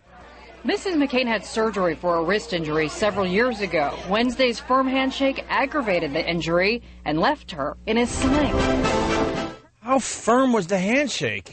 Yeah, that was a good one. While some believe good handshaking could be considered an art form, experts say the action should be taken seriously because injuries on the campaign trail are actually quite common. So much so that the American Occupational Therapy Association devoted a whole campaign to helping people stay safe while meeting and greeting on the trail. Keeping your elbow at a 90-degree angle is actually optimal. Protecting the, shoulder and back by not reaching forward and over things and into crowds. Yeah. So whatever. It's a whatever story, I understand. But then Sam took that and put some beeps into it. Some politicians say it's an injury waiting to happen, and it happened to Cindy McCain Wednesday when one supporter took things a little too far. I'm absolutely fine. We had a great lunch and fundraiser, and I'm a very enthusiastic supporter. Mrs. McCain had surgery for a injury several years ago. Wednesday's aggravated the injury. While some believe good handshaking could be considered an art form, experts say the action should be taken seriously because injuries on the are actually quite common. So much so that the American Association devoted a whole campaign to helping people stay safe while meeting and greeting on the Keeping your at a 90-degree angle is actually optimal. Protecting the by not reaching forward and over things. Very nice. Sam did a good job with that. All right, quick break. We'll continue. 877-212-O&A. Keep the phone calls coming. It's Opie and Anthony. Oh, of course. There we go. There it is. That thing is... How about we just get rid of that CD player at this point? Broken. Well, let's put him up over here. Let's go up here for now on. Opie and Anthony. Good morning to everybody. Good morning. Good morning to everybody. Yes. It's back to school time, huh? Back to school. I don't know. I don't know when they start. Soon. They change it all the time. Soon. We used to get a much longer summer vacation, I think. Not really. It seems like kids are still going to school into July, and then they go back right after Labor Day or something. Yeah, we're heading toward Labor Day. The only reason we're mentioning back to school, we got a teacher that decided to become, I think, a girl. Some custodian or something. Janitor. It's a janitor in Is it a janitor? What? Yeah. Really awful looking. Besides, I think I haven't read the story in a week. I think he's 54 from memory. And he didn't have the money or something to get the operation, so he just kind of looks goofy. He looks like Peter Criss. That's the guy I talked about on Red Eye. Right. He looks like Peter Criss. That's very good. Here's the story. Hundreds of kids will be heading back to class at Clara Barton Elementary School in Oxford next week. They'll have new classrooms, new teachers, and a new custodian? Well, not exactly. 54-year-old Brian Bonin will be back for his 9th year on the job as Brianna. Of course. Of course. Why do they always do that? Brian is now Brianna. Why can't they just pick a new name? Exactly. Yeah, because you can't possibly because your whole family's like, Brian, what are you doing? Brian, no, I'm Brianna now. No, you're Brian. I'm Brianna. I played Little League with you. What are you doing? Brianna. How much attention do you need? His son, they say, his adult son is having trouble with this one. Your son. His 33-year-old son, I think he has. He's having a little problem. Of course he's having trouble. You like to do what, Dad? And now you want to have what cut? What? What if his father told him piecemeal? Yeah, I like guys. Or I do that, and then it kind of just ease into the fact that he's going to get chopped. Oof. Will be back for his 9th year on the job as Brianna Bonin. He will be living and working as a woman. Every person has a right to, live how they want to live. Bonin told a local paper that he was terrified he'd lose his job when he revealed plans to change his gender. But he says the school has been very supportive. Administrators sent a letter home to parents about what to say to their children, reading in part, "The best thing to tell them is that our custodian used to be a man. She has changed her gender role and is now a woman." I had to demonstrate with a banana and a knife in case the kid is really confused about how that happens. Stupid. But he looks like a dude still. He's awful. He just grew his hair, like Jimmy said, to look like Peter Criss. Doesn't even look like he's taking hormones. He looks like a burn victim. Look at his face. Like he's got the fake wig and glasses on. Yeah. He's not a good... And you're 54 years old, first of all. Oh. Why don't you just live out your life as a guy? And you screwed up. You should have done it earlier in life. That's for the young. Yeah. It really is. Getting your schlong cut off is for the young. You see these things walking around Manhattan every once in a while, and they have to wear like old school dresses, and they wear old school pocketbooks and old school glasses. Like, what are you doing? If you're gonna do this, why don't you like try to sex it up at least? Yeah. Do it when you're younger. No, nothing worse than a new vagina on an old man. It's just creepy. And is now a woman.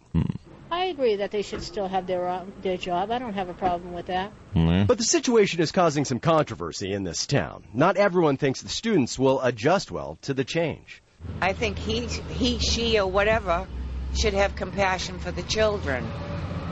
Because most children aren't brought up like that. What? It was irrelevant what she said. What are you saying, what? You muttering old fool? He's going to be a major distraction at school. Yeah, they won't tease him, I'm sure. No. No, not at all. No, kids don't tease. Not at all. That won't be funny for them. No. To look and see the janitor with the stupid wig and the fake bosoms. Looking like John Lithgow from... Garp. I just wait until he's sweeping the floor and then go around the corner and throw a big dildo on the floor. Yeah, like a lifelike one. And hey, you dropped this. Yeah. That's exactly what the kids are going to be doing. They're going to make his life a living hell. Yeah. So little signs. They'll draw little things on the walls in the locker room. Can he go in the girls' locker now, or does he have to go in the boys' locker? Where's he go? I don't know, Jimmy. Which one's he allowed in? I don't know. It's in Oxford, Massachusetts. So, you ever have one of these things in school or in your town or any of that? I've seen them, but I mean, again, we're older. I'm being 40. It's you didn't see as many in the 70s or early 80s. It's not as acceptable then as it is now. God, he's terrible. I just got a better look. What? Look at his wrong with him? He has man forearms. I'm painting. Hand. I'm Brianna, and I'm painting with a mullet. You got to soften out your body, right? He's awful. You got to get rid of the shoulders, the big man shoulders. That's the first thing you got to try to do. His shirt's all tucked in like a guy. Yeah. Yeah. His dumb man's belt and jeans. Oh, God, look at that shot. On his knees. Get these shots on onaradio.com. They're going up now. Stunt Brain? All right, good. It's some kind of painting, and it just looks like Meatloaf from Fight Club. Yeah. Is his last name really Bonin? Yeah. And he has man shorts, like those almost down to your knees shorts, and kneeling, and he's painting a wall. And you can see he has like a bit of a gut, and his breast, fake breasts, just looks ridiculous. It's not offensive; it's just silly. Like, why would you do that? Great Karnak. Bonin. What he won't be doing anymore. That's good stuff. Bonin. Isn't this supposed to make you... Ever bone a heart? Sorry. Yeah. Hold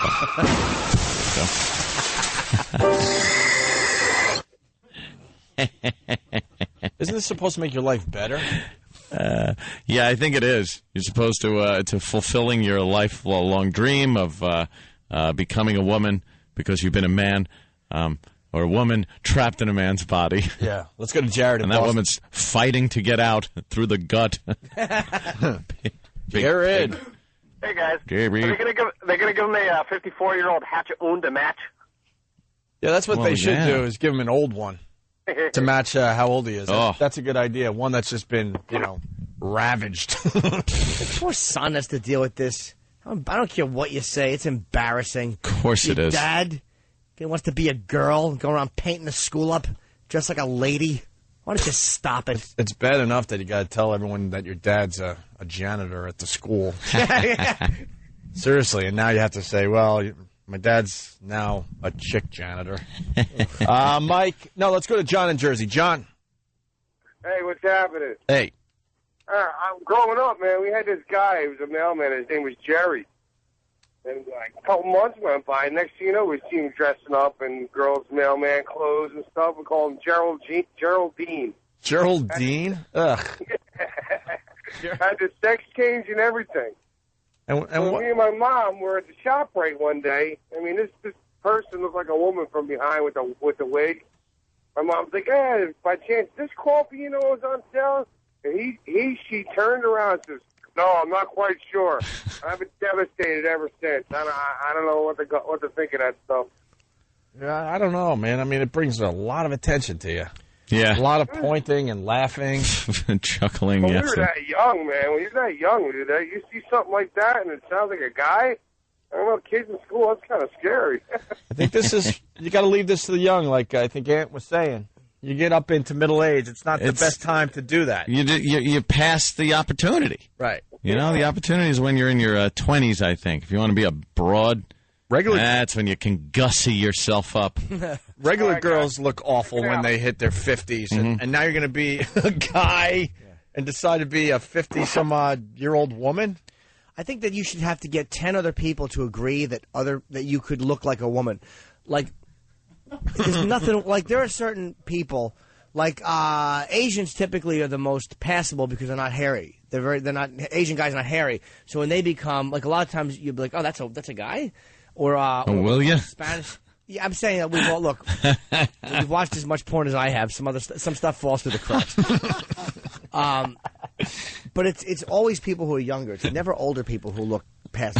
Yeah. And you should just not be able to do that to your family. I just don't know how that makes your life better.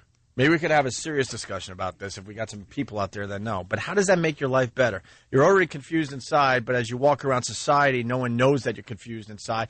And now all of a sudden you go for this thing and you're wearing old school dresses, like I said, and weird old school hairdos. And how does that make your life better? Now everyone's just pointing and laughing at you. Well, they knew there was something wrong with him because all the paintbrushes, he would just angrily chop the handles off. Yeah. Get it, guys? Yeah. Of course. All right, as Travis screens the calls because now they're lit. We'll get a few on the phone in a minute here. We got to go back to Friday's show. We picked the K-Rock girls here in New York City. Want to thank Boston for sticking with the show. That was greatly appreciated. Yeah. Bail out at 9. Yeah. Show of faith. Thanks for the show of faith. We're going to go an extra hour. Thank you. Goodbye. Right. BCN decided that rock music was more important, so what can I tell you? Why don't they like us there? We love BCN. Why don't they like it? It's very hurtful. We went on vacation. They decided that music was better. I'm like, what are you doing? Music isn't better than what we're doing. No. We're giving the best of the best when we're on vacation. You'll get to the music. Yes. That's the point. You'll get to it. There's not one song that somebody's going to go, oh, no, I'm not going to hear that song. First of all, yes, you will. You'll hear it a couple of times. And, it's something that was kind of fun. And it turned out to be really good radio. I think the fine folks missed Kiara, was her name? Punching E-Rock in the gut. Real hot girl, like her boobies were pretty much falling out of what she was wearing. And she gave E-Rock a nice belly shot. Can you take a belly slap from her, E-Rock, for the team? A punch? I love her. All right. Can I punch him? E-Rock. Wait, punch him where? That mess. I can punch him? Yeah, in the stomach. If he's okay with it. Wait, this is how Houdini died. Good luck getting Do you know how to... But you don't have rings on. Holy crap, she's... Oh, Oh, man, can she punch? Oh, did she wail him? Oh, my God. You're right, E-Rock. Yeah, that hurt. She really punched him hard. E-Rock went down. And the video's up on YouTube, by the way, and we can link it on onaradio.com. There's a bunch of good videos on YouTube, Opie and Anthony in the search, and then look for the latest videos, and you'll certainly see E-Rock getting punched in the gut. Another video you'll see today, and Sam's going to recut it, because we had Pat Duffy on later on in the show, and him and his new girlfriend, are they going out? This Russian broad and Pat Duffy, do we know? I don't know. But they like to have pretty crazy sex. Yeah, they're really very violent with each other, right?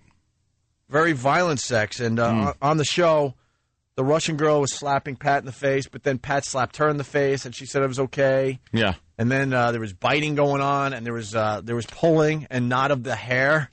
Yeah, there was also something we couldn't even do on the air.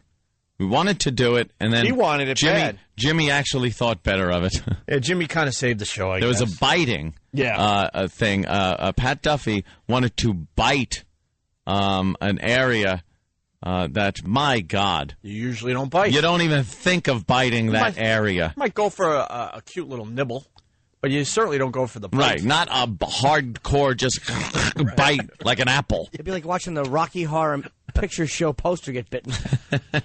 Yes. So, nice reference from 35 years ago. The video is good. It's up on YouTube. The problem with the video, though, you have to wait to get to the grand finale, which was the Russian broad kicking Pat in the groin.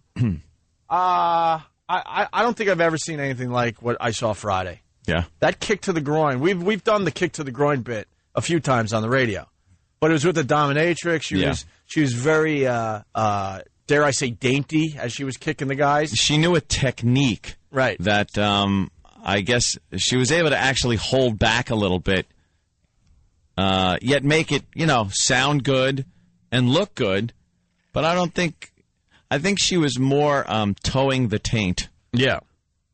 But this one, oh my God, just wind up and a solid kick that would bring any guy to his knees. It was a big whammo. Here's the audio from Friday, the video up on YouTube. Opie and Anthony in the search new videos. All right, tell me when. I'd like to say them at the Trump line. And stupid Vinny, right? Right over it. Vinny, who did a great job for us on Friday, decided he needed to get his plug in right as the Russian broad was winding up. He had the worst timing. All right, tell me when. I'd like to say them at the Trump line. What? What? Who did this tape? Uh-oh, what's the matter, Jimmy? You didn't hear what just got dropped? You know what? You heard it too, Mike, right? Yeah. Did they get it down the hall? I'm sure they did. I have to take blame. Oops. Relax. Oh, boy. Relax, E-Rock. E-Rock comes running in. No, it's not my fault. Not me. We got a clean version and a dirty version. Oh. And I went dirty version on everybody. I apologize. I went dirty version. That's my fault. I can't even see that it's opieandanthony.com.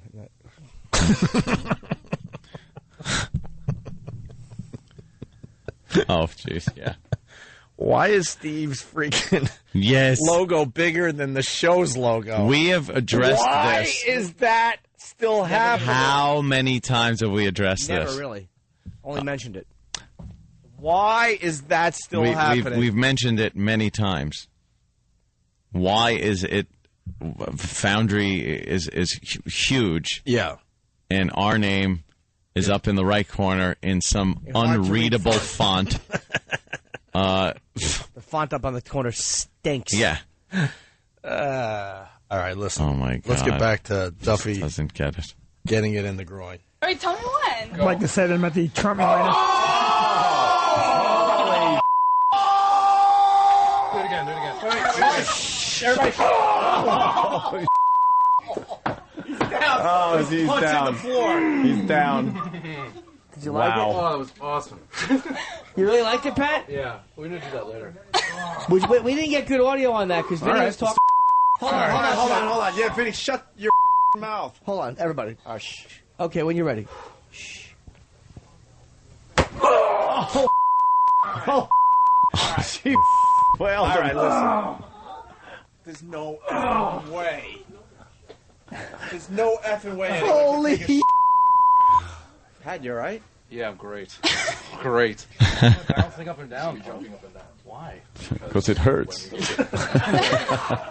you guys hear that sound? It's like a catcher catching like a 100-mile-an-hour fastball. That is unbelievable. And then she decided to reel. You thought that was bad? Oh, I know, yeah. She finally hit him in such a way that he went down. And the video's great because Sam slowed it down, so it's slow-motion kicks. And Sam's going to recut this video where it's all about just him getting kicked in the groin because the other stuff... you see that? And we'll link it on oandaradio.com. Wow. Listen to this, the grand finale. No. Give me one more. Hold on. Hold on. One more, you're crazy. Wait, good audio. All right, guys. Here she goes. Go. Holy crap. I'm leaving. Holy You're like feeling his pain. dude, I'm dizzy, and I didn't even get hit. Wow. How the can you take a shot like that? They are up. Because I deserve it. Is that amazing? Does that sound amazing? Yeah, that is. And he was down for a while on that last one. And when people see this video, you know they're going to go, fake, so fake. He was wearing padding, fake, fake. No, No, he took it. It was very spontaneous. They just decided they were trying little things that could hurt each other. Right. And they admitted to some weird stuff. They used knives in their sex and all that stuff.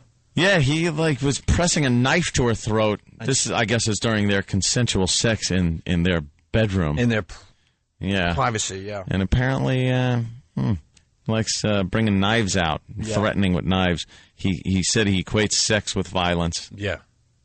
Very odd character, that Pat Duffy. Absolutely, but he gave us another great video. Certainly did. Opie and Anthony in the YouTube search. Latest videos, you'll see that. Mark, Boston, what's up?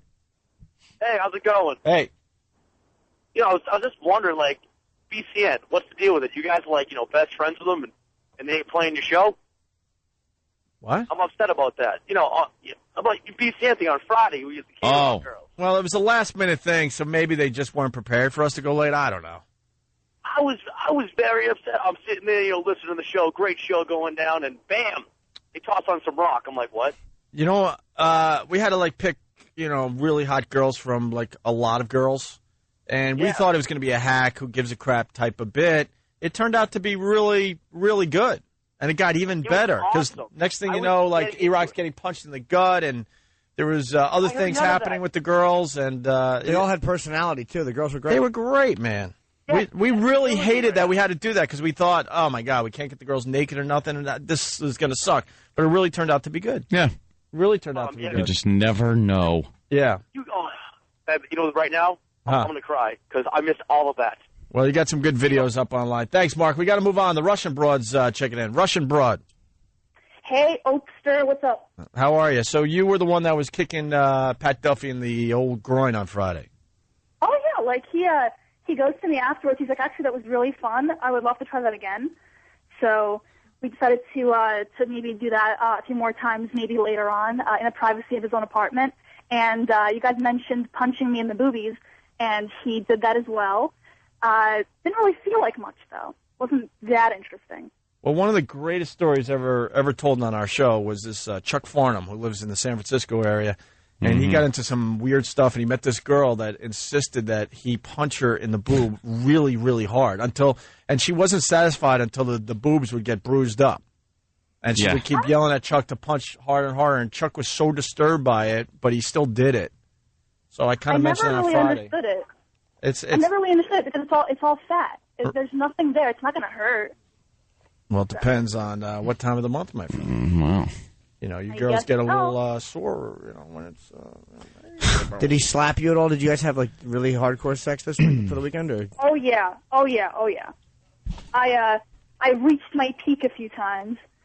Oh. And I usually don't. I'm very hard to please in that area, and he definitely made me reach my height. All right, we got it. So, were you guys doing anything crazy? There was, the punching of the boob. What else? We did the rusty trombone a few more times. Nice. And we started talking about how we became so freaky. Mm-hmm. And he told me he had some psychological issues when he was a kid. And then I realized that I knew it when I was maybe 5. And I used to live in Russia. In the city where I lived, St. Petersburg, they had a lot of cannibals in the city from World War II. What? Yeah, because all the roads were cut off. That there would be no food during the war going into the city because it was all frozen over. Mm-hmm. So people really had to resort to eating each other. And some of these people, they had kids, and their kids also got into the same stuff. Come on, look that up there, stunt brain. Cannibalism in Russia. Yeah. Look it up. I would believe it. Yeah. All right. Yeah. So what does that have to do with you?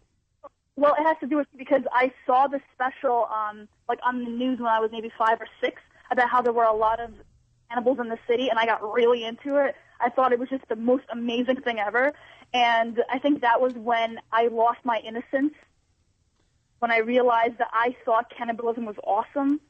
So just from there on, it was just a downward spiral for me. Well, when's the first time, like, in bed, like, somebody did something, like, hardcore like that? Like, slapping or breast punching? I mean, that's, like, hardcore activity. When did that happen? Or when did you try that? Well, actually, I tried that very recently. I never really liked violence in bed. I tried it maybe earlier on this year, and I didn't think I was going to like it, but I really, really got into it. Mm-hmm. So I guess, when me and Pat met, at first I was being kind of, like, I was just toying with him. We didn't have sex for a while, actually.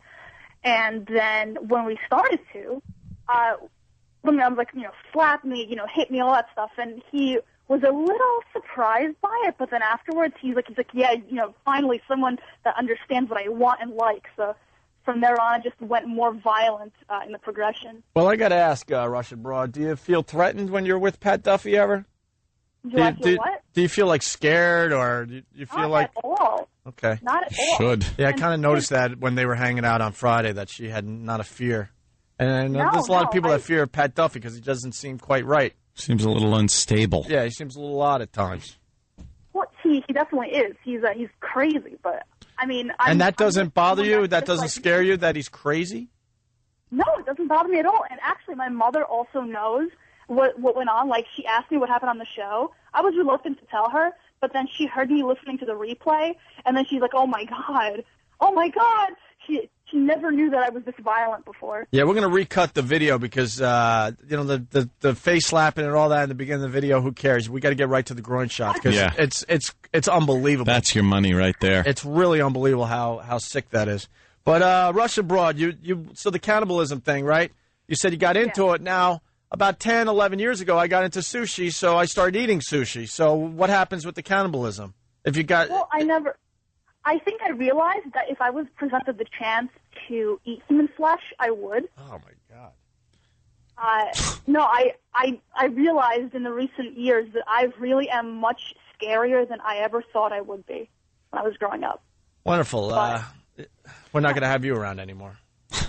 Do you like Do you like regular porn, or do you need it to be hardcore? Or can you enjoy regular stuff too? Oh no, I prefer hardcore all the way. I don't mean hardcore. I mean like really like bizarre fetish type stuff. Oh no! I'm not into fetishes. I don't even like to watch it be that violent. I like group. I like 2-on-1. That I love. Really? In what way? Yeah. No, 2 guys and 1 girl. Oh, okay. So you like being put on the rotisserie, as they call it. Oh, yeah, of course. Really? And I like just nasty things, but I'm not into fetishes. Would you like to have 2 guys and you be tied up or restrained or cuffed or whatever, and then have 2 guys? I thought about it, and I think that yes. I'm not a big fan of the butt play, but I think I would be a good little girl and actually try it out. So with Pat Duffy, are you guys searching out another dude? No, we're not. We're not really thinking about that quite yet. Actively seeking another dude. Are you searching out another dude? Yes. Pat's a cuckold. Yes. Hey, Stunt Brain, what do we got on the cannibalism? Yeah, this is more than just World War II. Apparently, it also started well earlier than that, and in 1920 to 21, they had a famine, which caused some of the people in the Soviet Union to resort to eating human flesh. They said prisoners would break out of prison and take along a weak inmate with them as a food supply. Oh, that's wonderful. And there were parents killing children and eating children. And so there's a history of this in your rich culture. Now we know why the Russian attitude. Yeah. I had to eat people. Yeah. In my country, we ate the people. In Russia... Yakov Smirnov. What a country. What a country. You don't eat each other. Shut up. Staying there, Apparently Branson. The gulags were considered a food source as well. So some of the sounds like a tasty dish. Gulag. Oh, the Russian gulag. Gulag goulash. Yeah, you go over there. Ooh, I want some of that gulag. All right. Yes. Tasty. I'll get a side of armed robber, please. Oh, my grandfather was in one of those. He was sent to a mining camp by Stalin, and I can only wonder what happened there. He's dead. Yeah, he never came back. I know he's dead, but he actually developed cancer after that. from the radiation. Not very fun. No. And I think also my freakiness might also come from the fact that I used to live less than 100 miles away from Chernobyl, and I'm surprised I didn't develop any sort of abnormality. Yeah. No, I think you developed something. Yeah. Hopefully, it was great for the Chernobyl caused hair loss. We're exactly what we needed. How perfect is that? I think it caused you to become very hungry all the time. Yeah. All right, Russian broad. Thank you. No problem. Sure. Bye, guys. Bye. She's a star on YouTube today. Her and Pat Duffy. It's pretty impressive, the video. Sexy, very busty girl. Nice rump and a good right leg. Not a hint of fear. She wasn't acting on Friday. No. She doesn't fear Pat Duffy. Wasn't feeling that whole ass thing that she was showing. What was she doing? I forgot. She showed her ass. Oh, yeah. I like that. It's a spankable one. It looked a little... nice boobies, though, but the ass... I think you for somebody who's, supposedly, how old is she? She's 21, 27. Yeah. I mean, you shouldn't have the old, been sitting in the gravel driveway and, stood up and brushed it off look. That's all I'm saying. A couple little dimples are okay. Little couple. Thick, little spankable. I don't know. It's nice. You put a good handprint in that. Laugh about it later. Look at the butt Danny found. Yeah, that was similar. Yeah. No, come on. How are you killing the broad? I'm just saying. That's all. It was a little cottage cheesy. We got to take a break. 877-212-O&A. Daddy, please don't kill me, Daddy. I want to live. Why are you killing us? Wow, fat bellyacre, shut up. You deserve to burn in hell. Opie and Anthony. When you need to know something, call Opie and Anthony. Call 866-WOW-1-WOW. That's 866-WOW-1-WOW. They will give it to you like it is. Cell phone and PDA users, send your message to feedback at opieandanthony.com. Everything is happening now. Opie and Anthony has it for you. Opie and Andy. That's what you're listening to. And Andy. Opie and Andy. Oh, Christine Jorgensen. What? Christine Jorgensen was like the first real transsexual, I believe. Opie and Anthony, by the way. Quite groundbreaking. Well, the show continues during the breaks. Unfortunately, we got to squeeze some commercials in there, so you don't get to hear the stuff we do during the breaks. But we still talk. We're talking about trannies. Trannies and stuff. And my memory goes back to Dr. Richards. Dr. Richards. Renee Richards. Right. The first, in my world, the first high-profile thing. I just remember the other one. The only reason I say thing, because they're trannies, they're transsexuals, they're... Yeah, what are they? Well, I get all confused. Transgender. I just call them things. The first thing that I remember was this Dr. Richards, who was a tennis player and then decided to get the operation, and then he continued playing tennis against the females with his big, huge, manly biceps. How did he do? He looked like Frankenstein out there. He didn't do too well, right? No. That'll throw you off. It's like cutting off a Tyrannosaurus's tail. Your balance is all off. I think all the crying got in the way. I don't know.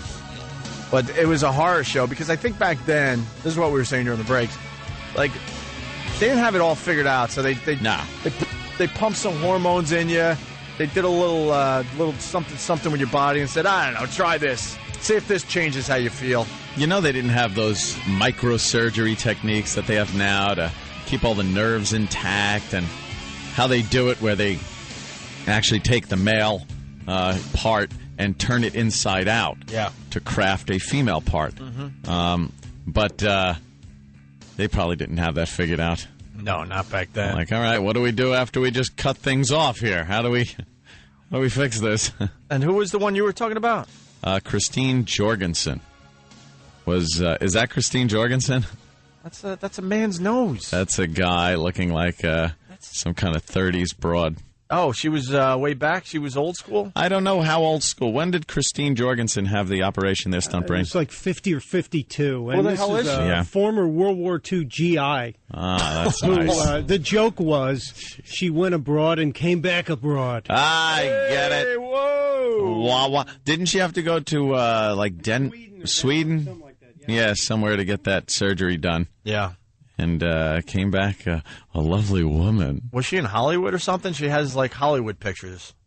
She has, like, those old school Hollywood pictures. I know he, she, whatever, was very famous at the time for being like, hey, it's the first guy that got his thing, you know. This is literally the first one? Pretty sure. Landmark case. Very high profile back in the day. 52. Let's go to Chris. Chris, you're on Opie and Anthony. Christian. Hey, Christian, right, what's up? Whatever. How you going? Y'all didn't know if it was me, that's all. Huge fan. Right. Little Jimmy, happy birthday. Thank you, sir. And I don't know if you remember, but I'm the unprepared douchebag that you met outside of the PNC non-traveling virus store. As you are for this call. Scott in New York, what's up? You took way too long, buddy. It's a great show. Thank you, Scott. Dr. Renee Richards. Yeah. He is a really well-known she's a really well-known eye doctor, though. I mean, really, she's done magazines. Not that well-known. Has she ever looked in the mirror before? Oh my God! I mean, yeah. My son actually had an eye problem. We actually got referred to him, and to sit there in the office and just look at it, it's not pretty. Where does she practice? Why am I saying she? Right in New York City somewhere. Carmel, New York. Really? Yeah. Yeah. All right, guys, I gotta go. All right, thank you. All right, let's go to Michael in Georgia. Michael, Yeah, man. how's the war going? Pretty good. All right, good. Yeah, the trucking company that I used to work for had a guy, his wife wanted to be a lesbian, so he had a sex change for her, and then she decided after fact that she wanted to go with a man, so she left him for a man. Well, probably because he looked so silly. Right. Yeah, he looked really, really ridiculous. He was a real manly type man, and then he become a really ugly woman, and he committed suicide after that. She probably wanted to go with a lesbian, but a hot one. Like, maybe even Ellen's not bad looking for, an older woman with a mullet and pantsuit. How could you say that? Ellen's not an ugly woman. She's just... Well, she's not ugly, She's I cute. guess, but as a guy, you wouldn't even think of, like, no, not going even a out with her. second glance. Not even right. Well, because you know. You think that's why? Yeah, she wouldn't be. And she dresses so, just, let's be honest, terribly. She's a terrible dresser. Even if she dressed nice and she was in a place, whatever, you'd kind of make a move there. She doesn't have an ugly face, and she's not fat. I mean, she probably has a nice little rump on her. They got to come up with lesbian wear. She doesn't look like she's got a nice rump on her. I'll tell you that. It's called men's clothes. That's what I mean, though. They screw the men's clothes and come up with a new thing, lesbian wear. Whatever that would be. Yeah. Like a sweater vest. Because Ellen dresses kind of like a gay guy. Yeah, she has terrible taste. She dresses like a white guy who doesn't really know how to dress, but who kind of wants to look younger. Yeah, she wants to be the guy. And she is in the relationship with Portia de Rossi. They got married, and Portia was wearing the wedding gown, and Ellen was wearing the suit. Yeah. Yeah. A little white suit. I would think she would wear something a little different for her marriage. She looks like she should be like in an emo band. Yeah. Or, I don't know. Look at that. Look. They got to come up with lesbian wear. Yeah, stop dressing like men. Let's say hi to Mike. Hey, Mike. Mike. Hey, what's up, guys? What's up? So, I used to do Rocky Horror back in the day. I heard Jimmy talk about it before. And one of these pre-op trannies used to come to the show all the time and hit on me all the time. With the pre-op tranny dressed like Frankenfurter? No, she didn't. But she literally looked like John Lithgow with glasses. Hot. From Garp. I mean, dressed like him and everything. I mean, scary with a Georgia accent. I still get nightmares about it. He's trying. I know. Yeah. I went to the Rocky Horror Show. We've heard it all, sir. You really got to, A couple times when I was like 13. Yeah. And I remember one time some teenagers hit me in the face with an egg right in my glasses. Aww. Because Rocky Horror Show is kind of a fun experience, and people bring eggs. They're not supposed to, but they like hollow out the bread and then put eggs in them. And I got an egg whipped right in my fat little face. Well, they've come up with so many fun, cute little things to do at the midnight showings. Yeah. Is there still one in the city? Like if there's rain, they'll all hold up umbrellas and like little squirt guns. Squirt guns, and then they'll throw toast when they say, have a toast, and they'll throw toast. I've never gone to one and, of these. Proud to say. It's not bad. I went to one. Yeah? And? Yeah. Was it fun? It was kind of funny, Was it fun hanging with I just didn't nerds? I don't like getting involved with anything. Mm-hmm. So I don't like anyone involving me, but I'll watch, It's kind of... It was kind of lame. I mean, some of these people, it was their entire lives. They must just spend putting costumes together and going every night, and it's kind of... There are people that have seen it like 400 times. There's got to be a midnight showing in New York somewhere. Yeah. There has to be on a Friday night sometime. Why don't we all go? We should one time. Yeah, bring your toast. Why not? Give us something to talk about on Monday. Sex with hooker wasn't fun. It was work, says cop. Oh. Who's believing this guy? Says comic. Who's believing this guy? We could talk about jobs that aren't fun. This sounds like it would be kind of a fun job. Sure. If you get a male escort, like I could see that was true if a cop was just doing his duty if he was straight and he let just like a gay diesel male escort rail him just to bust the guy. That's a good all right. job. You're busted. Then we would believe his story. But in this case, write up the report. A suspended Texas police officer testified Thursday that he was forced to have sex with 2 prostitutes during an undercover sting operation, saying he was paid to do it. Officer Keith Breener. Oh, scared me there with the first name. Breener? Oh, no kidding. Testified in Texas during a hearing to be reinstated after he was suspended along with another officer after it came to light that the men engaged in sex acts with prostitutes while on the job.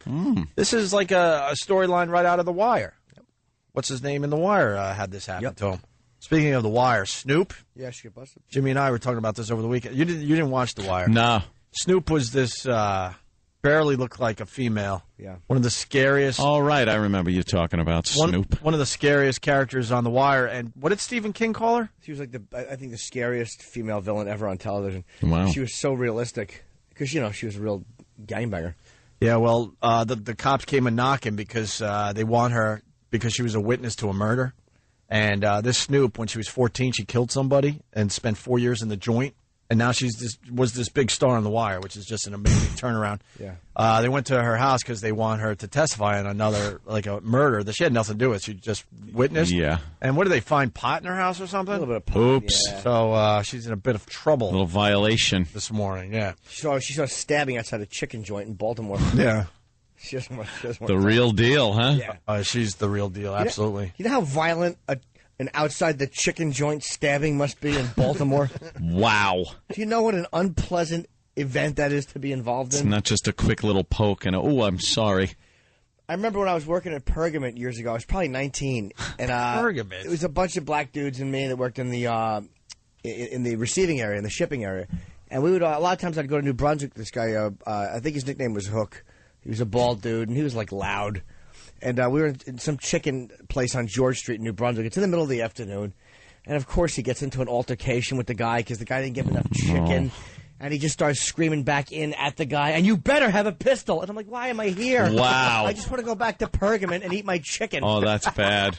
This is kind of ugly. Shouldn't be threatening with guns. How does an extra a drumstick relate to it like you better have a pistol? And he meant it. Now you're just involved. Like, I just want my dumb chicken and go back to my awful job. But I wasn't even involved. I was so obviously just the guy that drove him from work. Right. I didn't say anything. I just held the chicken for him and held the ketchup thing up so it didn't spill out of the little thing because then he might have hurt me. What does Pergament sell? I don't even know. They sold rugs. They're based out of Staten I think they're gone now, aren't they? Probably. It was like Home Depot type place. Well, Home Depot pretty much put them under. Did they? I'm sure they did. Pergament paints. I don't remember. And you go in there with lighting fixtures. It was always the place that your parents took you that was just the most boring place as a kid to walk into, aside from when Mom took you shopping. I used to like to go to the local lumber yard.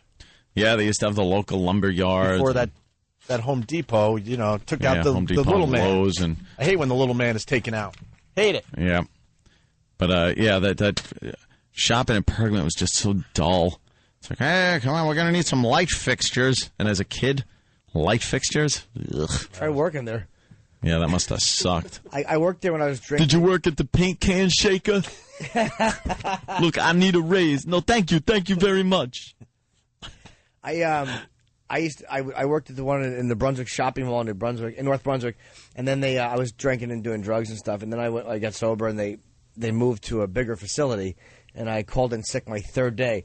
Because my psychology was, I just got hired here. No one would call in sick their third day. Unless they were really sick. Really sick. Yeah, and you were really fired. No, I didn't get fired. Oh. But they were not happy. Of course not. With the fact that I'd called in sick. But they had no one else to hire. That'll go on your permanent record. Yeah. Yeah. You want to get back? Slacker. Let's get back to this cop. So he had sex with a couple hookers, and he said it wasn't fun. It was work. If you're asking if I had an orgasm, yes. It was a job, sir, Brianna reportedly said during testimony. That's it. I didn't have pleasure doing this. I was paid to do it. He's such a liar. They do have to report whenever they fire their gun. Know that. There it is. End of competition for today. Yeah. Very funny. Yeah, that's very good. Breener admitted to being manually. Can we say this crap? It's a news story, right? I think you could stop right there. I know exactly what you're going to say. Okay. Admitted to being manually blank, as well as engaging in blank and blank sex. Whoa! Wow. With 2 women at 2 spas during an undercover sting operation. Police Chief Frank. How did this guy get caught? Police Chief Frank Coffin contends that Breener and fellow officer David Kiker, Kiker too, were suspended indefinitely after the sex acts came to light, the paper said. Breener is trying to stop Texas from suspending him, saying that he was asked to have sex as part of the job. Yeah. Is that true? Are some of these cops having... No, probably. I don't think you could ask an officer to have sexual intercourse with a hooker and have him do it, and everything's hunky-dory. Yeah. He thought he could get away with one. Yeah, he probably, thought, you're in that situation, and, it's right there. You're ready to roll. I don't know. It's a tricky situation for a cop. A lot of discipline. Why confess it? Why would you, unless it's on tape? And they had. He probably got caught and then, fessed up. Well, how do you get caught once it's done? I mean, what do you know? You wash up, it's finished. I don't know. Maybe you got to account for why you went in there, what happened, what'd you do. What that is on your shirt, on your shoes, on your hand and weapon and belt. It was a good one. Wow. She ruled. You ever have sex with your pants on? Like your jeans or black pants, and like you don't take your pants off, you just open the fly, and then afterwards you're like, oh my God, what happened to the front of my pants? This is a disaster. What's in there? It's time for useless information on the Opie and Anthony Show. Mike in Hoboken. How are you, Mike? I'm doing all right, sir. How you doing, fellas? Good. What do you got for the show today? I got some useless information. You guys are talking about the Rocky Horror Picture Show, and MTV and its infinite wisdom is remaking it with Paris Hilton, Russell Brand, and a couple of other no-talent youngins that nobody really gives a almost cursed. You didn't curse. Wow. Who's Russell Brand playing? Is he playing Brad, or is he playing, He's got to be playing... He's going to be Frankenfurter. Okay. Who played Frank... That was Tim Curry, the original. Tim Curry, sure. Curry, okay. Yeah, he looks like he'd be a Tim Curry. I actually liked it. Susan Sarandon was in that. I mean, Meatloaf had a part. I actually liked the music from that. It's a great soundtrack. This Russell Brand is blown up, and he was on our couch. We'll never see him again. No, you will not. He is blown up. He's hosting the MTV, what? Which one are they doing? Music, I think video? It's music. Okay, yeah, he's hosting that. He was a hit in that movie. Forgetting Sarah Marshall. Yeah, Forgetting Sarah Marshall. He's just blown up in front of our eyes. Rocky Horror used to be on no problem. Cinema 100 all the time. That was my first cable system with the big box on top of the TV with one switch and a key. Clunk. It was like a nuclear missile site. You had to turn the key and press the button. Turn the key to watch porn, though. How cool is that? You turn the key, you flip the switch over, put TV on channel 3, and then that was it. And they sent you a little guide of the week's movies. And on the weekends, late at night, you'd always get little softcore porno, Emanuela. We're all jaded, though, now. Remember the first time you realized you could get porn through your TV? Oh, how amazing that day was? And now it's just everywhere. Now 2 girls, but 1 like you cup. said, you turned the key and you went from boring, like Jim McKay crap to holy to whoa. To that movie Cheerleaders that was always on. I remember Cheerleaders. That was that the movie with the father? It was the movie we watched clips of it here. It's where the cheerleaders went to the opposing team the night before the big game and had sex with all of them, so they would be all tired. And wow, it was made in the 70s because not a razor had touched any of these girls. Sure. maybe under the arms, but I think there was a scene in that movie too where father and cheerleader got together. Oh yeah, it was yeah. like he's if I remember, he's like in his lounge chair watching TV, and all of a sudden, oh hi, Hi. Mr. Johnson. I just came down for a glass of water. how are you? How are you, Misty? And there was another movie called Fairy Tales. I remember Fairy And Tales. it These was things were on like all the time. It was It was a version of a bunch of fairy tales. It was X-rated fairy tales. Yeah, that was done in X-rated fashion. They had a bunch of midgets as like elves, and then the main character would go through this castle and come up with all these fairy tale characters, but they were all naked, and he'd have sex with them. Dude, when I figured And out... now I saw the guy in like a car commercial. Oh, really? It was like an older guy in a caddy commercial. Yeah, it's really funny. You seem like, that's the lead guy from Fairy Tales. Well, the head writer for CSI, I forget, what Ben Stiller did that movie about in Permanent Midnight was, I think he used to write a lot of porn, or he did something with porn. Really? I was just reading online in the early 80s porn. I wish I had more on the story, but I don't, so I'll shut up. Something with porn. You did porn in the store. The CSI porn. Porn. Dude, did you do what I did growing up, though? Like, you know, I think we're from a different generation where we all watch TV together as a family. Did you do that growing up? No, it was with the Love Boat and the alone. Brady Bunch and all that crap. And then Sat there alone. and you knew you would look on the TV with the big box with the key, and you go, yeah, I know what I could see. You know, if I turn that key, and you would just wait for everybody. And I was in a large family, one of 7 kids. One by one, waiting for everyone to go to bed. Just leave. Making excuses why I was still up. Oh, the Knicks are playing a West Coast basketball game tonight. I'm going to stay up for that. They're playing the Lakers tonight. And then one by one, and then Dad would decide to watch the game with you. I'm like, I didn't even want to watch the effing game. And then we'd watch the game, and finally he'd go to bed around 2 in the morning, and then you'd do the click, turn down the audio really, really low. There it is. And then just go to town. You'd watch naked girls. It was like being in heaven when you were like Yeah, it was great. 13, 14, 15, around that age. Right there on your TV. Unbelievable. I used to try to put on MTV to get my father to go to bed early because there was a scene in Stir Crazy where the girls are all dancing and their asses were so amazing. Oh. And I wanted to. That scene was coming up. And my father's just sitting there yapping. I was like, MTV will get him booted. Yeah. I walked in one time because I used to have pornos laying around, and my dad was sitting on the floor, and I realized he was watching one of my pornos. I think I almost walked in on something really awful. Oh, gee, you don't want to walk in on that. I think if I didn't Wow. my keys so much coming in, I think I would have. Was jiggling something else. I told the story a few times, but came in from a late night of drinking with the high school boys, and all of a sudden I go in the living room to say goodnight to my dad. There's some kind of hardcore porno on the screen, and he's in the middle of like major sleep apnea. Oh no! And I had to wake him up to tell him I was home. And he sees the TV, and there's just some horrific scene. Oh, how did this get on the tube? Just in just awful, wide open mouth snore. Just rolled over on the remote. Right. I don't know what happened. And I looked at my dad like, good boy. Good to know, Dad. Yeah, you don't want to walk in on your dad watching gay porn. Oh, God. Fast asleep. Oh, hello, son. Yeah. All fumbling for the remote. Yeah. And Diesel Men, the kissing series. We're going to keep this between you and I, right? Mom doesn't have to know about this. That wasn't what you thought it was. Right. What? I saw 2 muscular men kissing. Right. Yeah, well, let me have a little talk with you. So there's something about your dad you need to know. Oh, no, there isn't. I'm going to be Brianna by the end of summer. Brianna. Yeah, uncomfortable that talk must be. Son. Oh, God. Thanks, Danny. Just punches up 2 muscle men just making out. I'm a little worried that Danny was able to find that so fast. Danny can find gay porn in a second. Quite impressed. That's it. Quite impressed with your abilities over there, Danny. We were over at the office over on the other side there, Satellite, and Derek, for some reason, had just gay porn going on the computer.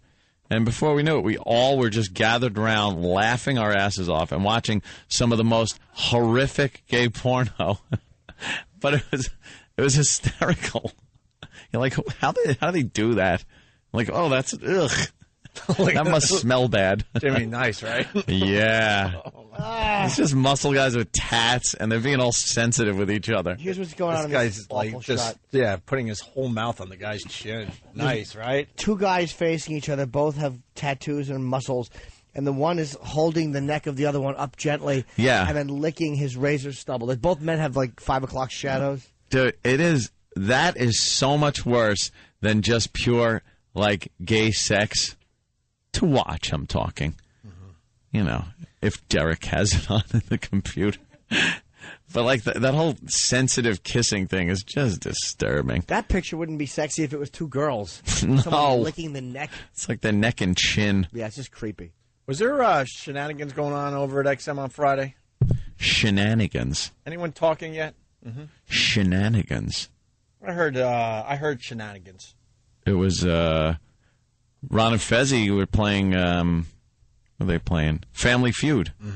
Yeah, and I was one of the contestants on Family Feud. Did you win? No, I was horrible. I choked. Did you really? Yeah, I wound up going for like the big money, and I had to name certain things. The first thing was name something you'd wear a suit, an event you'd wear a suit to. What? It was name something that an event that you would dress up for. Oh, you would dress up for. That was it. And I said the opera. Oh my God! Which got a 0. What a jerk I off. said the opera. And all I thought right after opera came out of my mouth was wedding. Wedding, you idiot. Can we get that clip? That clip should be on our show today. Were there shenanigans going on over at XM? I'm looking around. I love watching it. I'm looking at everyone's eyes. Shenanigans. Shenanigans? I don't know. There was a lot Danny? going on, is what it was. All right. No one's talking. Ron and Fez. All right. No one's talking. It's all right. Danny, let me look at your eyes again. Yeah. Shenanigans. And let me look at. Oh, God, Danny. Wow, wow, wee, wow. I don't think so. That's not a wow, wow, wee, There's wow. two guys with just major razor stubble. Wow. They must chafe a lot. Awful. And one guy is just a hairy mess. Can we bring the hotness back to the show, please? Oh, thank you, Danny. Chavez from Nutley. Chavez. Or Chavez. Or Chavez. What's your name there? Chavez. I don't like the way you say, can we bring the hotness back? Chavez. Well, it's hotter than what Not saying that's not hot. I understand, guys, but let's try to get even hotter. Yes. What do you got? I'm pretty hot now. I got a Jimmy mustache now. Oh. Jimmy congrats. shaved his mustache, and we're very disappointed about that. It was a hit. Anyway, when I got a good porn story. Okay. When I was living with my parents, my dad had the box downstairs and had the good porn on it. I didn't have it upstairs. So I'd wait till they both went out to dinner, and then I would run downstairs, start the show, and I had to, angle my chair so I could see the driveway, and it was, so rare that they both were out of the house that I would, be in heaven down there, and I have to wait till they come. I see the headlights coming up the driveway. That's it. Tissue time, run upstairs. You got to time it right, man. If people are coming home, you don't get walked in on. Oh, really? All right. Thank you, sir. There's a new Family Feud host now. Oh, is there? Awful. He's terrible. Who is he? Isn't he the guy? Putty.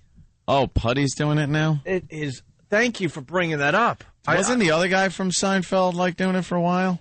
Michael Richards? Peterman? Oh. Yeah, Michael Richards. He had an issue with a black family. All right. We have a team of Jerry. A whole team of Wow. What? Got a lot of the word out that time. No, not even close. You're losing your touch, my friend. No, I knew because of Michael Richards, so everyone knew what he said. Sure. Putty is awful. I was watching it during our break, and I had to watch every night just because it was so awful. Yeah, it's a new set now. They're trying to be It's a tiny Millennium little set. Yeah, it's a Really? tiny set. They're still giving away the same amount of money, which just you have Who Wants to Be a Millionaire and all these possible shows where people walk away with $30,000, $150,000. Yeah. And these dopes are giving away $20,000, or you still get $5 for every. Well, point. you get $5 a point. $5. $5. Oh, God, Danny. Can we stop with that, please? And there's two men just with underwear on, tighty whities. Well, reaching in for some and goodness. They're guys looking for something. I wasn't that happy reaching into my Halloween bag. But I love the way that the family. I love when they panic when they're doing, and they all clap for each other. It's just so fun. Yeah. Name a U.S. president. Taft. Yeah, Taft. Let's go. And they know the answer just sucks. That was exactly the way it went on Ron and Fez on Friday. Stunt Brain, get us a bad Family Feud audio featuring Putty for tomorrow. Is it Putty? Because they've got on the Family Feud site, it's John O'Hurley. Oh, John, it's Peterman. It's Peterman. Yeah, Peterman. I'm sorry. Why did I say okay. Putty? Ann was right the whole time. I was like, wow, they're just culling the Seinfeld I'm show. sorry. But yes, you're right. Yes, I look at big him. hit. I look at him and think that he has to have bad breath. Really? He just has that look, just dry, stale breath. Terrible host. What a bore. It's really bad. That show stinks. Almost as bad as us talking about how bad. Yeah, Family Feud is. Mm-hmm. That's how bad it is. Steve Martin, who makes me sick, had the best line ever when he was doing I Believe, and one of the things he said that he believes was that the Family Feud should be fought with guns. He said it in like the mid-'70s. I guess that's the last Family Feud joke that should have ever been done. But here we are, bringing it up again. $5 for every point. Thanks. $900. $5. Yeah, thanks. 2008, you tools. Yeah, let's get the prices up. Take the wig, New Hampshire. Thank you. Yeah, it's not Putty. What am I thinking? John O'Hurley. Yes, of course. Opie and Anthony, get us out of here, Danny. Ooh.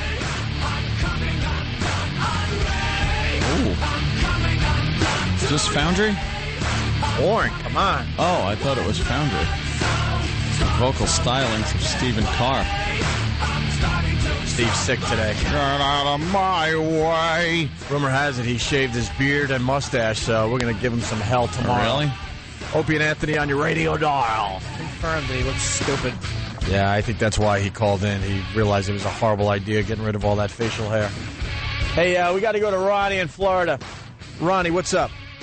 Yeah, I just want to talk about how these local news stations made us so scared of big tropical storm Faye and here in Pensacola. And yesterday was probably the most beautiful day of the year. You got the libraries are closed, everything's closed. You got round-the-clock news coverage. It was so sunny and beautiful. They kept going back to showing like Central Florida flooding, and like for 3 days we were on warning and don't go out. We're going to get 10 inches of rain. There's going to be 55-mile-an-hour winds. And yesterday I went for a beautiful mile-and-a-half walk with my kids in 75-degree sunny weather. Yeah. It was sunny, blue skies, and they're still trying the fear tactics. It was the most awesome day of the year. Yeah. It was great. Yeah. And we're like 3 days of warnings and driving humidity. Faye decided to leave Florida alone finally after what were you described it perfectly on Friday. The hurricane or whatever it was, tropical storm after a while, started becoming one of those little balls on the paddle with the elastic string. It just wouldn't leave them alone. No. More importantly, so you said the libraries were closed. Let's get to the bottom of that. Who's really even going to the library anymore? When you have a computer. But hold on. I took my kids to the library. Not to interrupt you, sir, but I thought when I said, who's going to the library anymore, I looked across the room, and it looked like Stunt Brain mouthed it. What did he say? No, he he goes doesn't. to the library. I like to peruse the microfilm. What do you do besides maybe, wear like tight sweatpants and hang out in the children's section? No, I go almost every week. For what? For what? I don't have a lot of magazine subscriptions, and you can get tons of magazine subscriptions. You get every magazine here. But you can It's get called a computer. Yeah. You can get any information online that you can get anywhere in a library. I don't He's understand. old school. What do you do? I Read do People at the? No, I read a lot of financial magazines. When I'm car home, mags. when I'm home reading the Encyclopedia Britannica, But it's comfortable. It's free. my and, Time Life books. and I'm cheap. Are you a chiseler? Yeah, I am. Oh, man. But you can also get all the new books when they come out right at the library too. And it's a great place to meet the I got ladies. Jimmy's book at the library, by the way. Thank Did you really? Not Really? not in Mississippi, and certain in the Jackson system. You didn't. Yeah. They banned it Why as a give reference Jimmy book. any money? Jeez, why would you think they would allow that book? Why wouldn't they? They have books. They have Mein Kampf. Pile it up and burn it. Oh, they like that one. Talk. All right, thank you, Ronnie. Hey, we didn't mention we meant to last week, but we had too much material. That guy who listed you as a hero that's in a bit of trouble. Yeah, do we not have that? I mean, it was a guy. He was in Pennsylvania. We had it last week, but he did some horrific crime, and then They checked out his MySpace because that's what they do now? Yeah. You do something wrong, and they used to go to your yearbook. Now they go to your MySpace All page. they had was your yearbook photo. Yeah. Now, they got your whole MySpace page, profile, everything. He apparently kidnapped and raped or allegedly raped a 14-year-old girl. That's what they're accusing him of doing. Just a horrible, horrible crime. And they checked out his MySpace. And in his favorite section, or Heroes, it had all these... He's got it right there. Oh. All these rapists. Oh, here. See, we had it from last week. Excerpts from Derek, whatever his last name is, MySpace page, Heroes. This is his heroes, child molesters and deadbeat dads. I mean, really, how much of a stripper and prostitute shortage would there be without these guys? And then right after that, his next hero is Jim Norton, comedian. Wow. And then right after that is Scott Peterson, Edmund Kemper, Mary Bell, I don't know Mary Bell, Carl Panzram, you don't know, Lawrence Bittaker? Lawrence, he was a brutal one. A bad boy? What did Lawrence do? Lawrence Bittaker, from what I know, he was released for something, and him and another convict tortured a couple of girls with like pliers and stuff in a van for a couple of days. And I think there's actually audio of it that the FBI has. Wow. He's a bad guy. What about Roy Norris? Don't know Roy Norris. What about, Ted Bundy, of course. Oh, he was the naughty one. How about Robert Hansen? Don't know. It's Hopefully, the cute little one. In parentheses, it says all infamous killers. That's after the media Robert put Hansen. that. The media put comedian and all infamous killers. He didn't have that on his page. Oh, okay. To name just a few, but Jim Norton made this guy's heroes list. All right. I like the fact he Grats. Edmund Kemper too. Yeah. The co-ed killer from California, big 6'6" monster. He's a naughty boy. Yeah, there's a great story Robert Ressler told. He was like one of the FBI pioneering profilers about being in a cell with Kemper, interviewing him, and then Kemper said something like, what's to prevent me right now from just killing you? Because he's 6'6". He's a big boy. And he's like, I'd be a hero in here if I killed an FBI agent. And Ressler kind of was like, well, you think I'd come in here without my weapon? And I should have known. Weapons aren't allowed. He's like, let me see it. And he's like, I'm not going to show it to you. But he psyched him out. He psyched out the guy. Wow. Yeah, and then the guy's like, I was just kidding, right? But he said it was really scary. Yeah. I'm only joking. In April 1973, Kemper battered his mother to death with a pick hammer while she slept. He used her decapitated head, that's right, for blank sex, before using it as a dartboard. He also cut out her vocal cords and put them in the garbage disposal. Oh. But the machine could not break the tough tissue down and regurgitate it back into the sink. That seemed appropriate, he said after his arrest, as much as she'd bitched and screamed and yelled at me over so many years. You know, it's funny. I read Kemper's account of what he did, and there's one account where he was talking about what he did. He killed his mother, and he killed her friend. And he said that he humiliated his mother's corpse. Oh, humiliated it. That's why, obviously, cutting the head off and then getting some kind of section from the head is awful. Wow. And this guy knows who Robert Hansen is. Joe, Jersey, what's up? What's going on, guys? Hey, man. Hey, happy birthday, Jimmy. Thank you, mister. Yeah. Yeah, well, Robert Hansen, he was like a serial killer up in Alaska. And what he would do is he would, capture prostitutes, and then he would release them into the wild and then hunt them down. No way. Wow. That's exactly what he would do. How much sort of head start would he give him? I don't know. I have a book about it, but I forgot what it was exactly. And how much land did he own? I don't think it was land that he owned. He just was out or whatever. Yeah. Yeah. It'd be kind of weird if it was land of his own, you know? That is creepy, huh? Yeah. Did any get away, bro? No, they eventually caught him. No. Did any of the prostitutes actually get away? I don't know. Probably would release him without shoes and, I'm sure it wasn't a fair fight. Probably not a winter coat to be had. Yeah, or just you wear one hat, but it's orange, and it makes a noise. Beeps. And they're just, screaming, trying to get away. Cold feet in the Alaskan. That's terrible. terrible. It's nice. All right, we're going to try to find out more on Robert Hansen. All right, later, guys. Thank you. No one cares about prostitutes, it seems. They're really fair game for just sick guys that want to do horrid things. Well, they're expected to be missing, too. It's like they're not going to look for them right away. Yeah. Nobody really goes to the cops right away and reports him missing. Mm-hmm. And then when they do, they go, oh, yeah, she was a hooker. Well, who knows? She could run off to another city or, but, yeah, they're fair game. Wow. He would then, here it is. He began killing prostitutes around 1980. He would pay them, have sex and everything, and then he would kidnap and rape them. And he'd fly them actually out to his cabin. So it was his cabin in his private plane. And then he would stalk and kill him with a hunting knife. And do you know what a .223 caliber rifle is? Yes. I own one. Oh, it's a Ruger. I should have known. Probably for the same purposes. After he would release them into his basement and then his small Long Island yard, and he'd shoot them in his cold jacuzzi. They would hop in the pool and freeze to death. Not anymore, my friend. Oh, did you fix it? You're cordially invited over to probably the hottest jacuzzi on the face of the earth. It pumps lava out of I it. may go this weekend. Okay. I mean, for the entire weekend, just me alone, just to see the. Oh. If you're trying to get laid, I'll just keep popping up and talking show stuff. Dude, you gotta tell her about the time you did the voice. And you're like, all right, gotta get. All right, shut up. Turn the heat off so he leaves. Oh, okay. There was, I guess, on June of '83, which is 3 years after he started, this one hooker went to the police and identified Hansen as the guy who had raped and kidnapped her. I'm not sure if it's if she got away. I'm going to say that she must have gotten away. Why don't we know more about this guy? Like when you talk, he was a hack. When you talk serial killers, his name doesn't come up that often. But wow, this is a pretty good one. Yeah. Maybe he didn't. With the private plane and and hunting them. Yeah. In the wilderness. Could you go down a little, Danny? I want to see how many people he killed. Maybe he didn't kill enough people to. True. Yeah, turn over his baseball card. I don't have What's a the good stats? Oh, wow, that's a lot. In his rookie year. He did 15. That's not bad. 15? In 3 years, that's good. That's not bad. Wow. 5 wins a year. It's better than Carl Pavano. Carl Pavano joke in the middle of this. Nice. Stunt Brain has some facts. I hate to take the Wikipedia down, but Bob eventually confessed to 17 killings, which he referred to as his summertime project. Okay.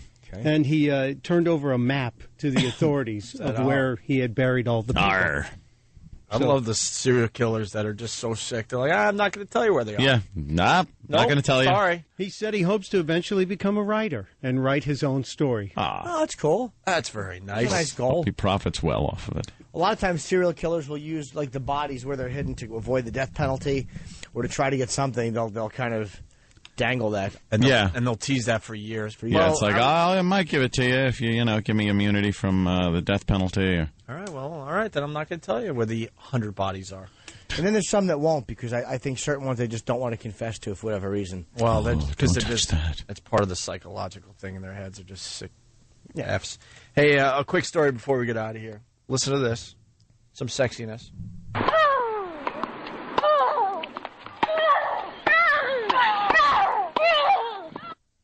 Why do you think we're playing that? Because I know exactly what that is. I know, but you got to make believe you don't. I know. You got to be like Joe Listener. All right. Why would we play that? Because we're perverts. We're homosexuals. I can't answer because I'm just a listener. It's this enthusiasm for tennis that has seen Lauren Edwards kicked off the court. Wow.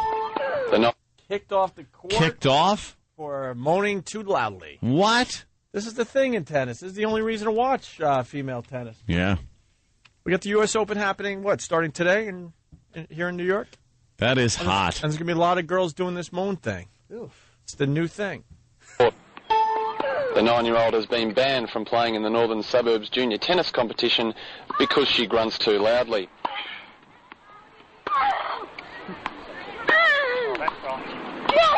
Wow, I think the reporter really got into his story. Wow. She's 9? Anyone notice the... Oh, my God, are you kidding? Wait, she's 9 years old? Did I? Okay. Oh, they did Oops. say that. Okay. Oops. But still, that's not even a sexual thing. Just grunting like that, it's like you're doing a physical activity. Hey. Problem. But the reporter, it looked like he had something else to say, but he was just like... And then, let's just listen. Yeah, listen. Suburbs junior tennis competition because she grunts too loudly.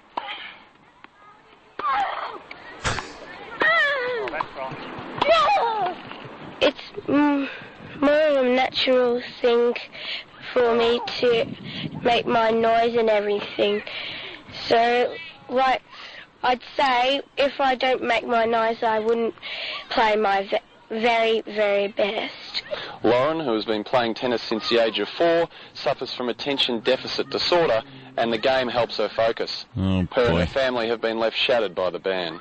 unless I can physically guarantee that she makes no noise, she's not allowed to play again. Yeah. Which means she's not allowed to play again. I was going to say, it makes it pretty tough, doesn't it? Yeah, it does. This comes natural to her, so... Thank God she'll forget and won't care about it in a minute or two. Oh, wow, she is 9. What the heck? She makes noise. Like, what's wrong with that? When she's playing, she's like, you're swinging a racket and hitting something. Is she cute or ugly, kid? She's 9. I mean, cute or ugly? Kids are cute. Cute kid. Or ugly? Okay. I'm just saying. You know, if it was an ugly kid, then kick her off. If she's not, if she's going to grow up into a, Sharapova-looking chick, let her stay. And That's my criteria. All the pros are grunting at this all point. of them. So she's just kind of imitating what she sees the pros doing. There you go. We'll put that Looks like video that up little, on O&A Radio. Little kid from Sixth Sense. Which one? The little Haley Joel Osment with long hair.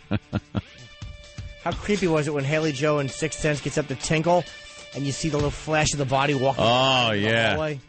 That movie's really creepy. Yeah. That's one of M. Night's only His only good one.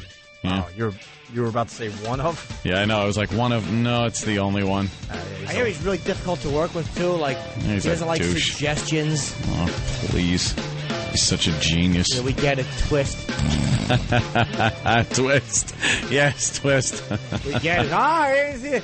Oh, you mean they're all living in modern times? Great. Oh, he is a bore.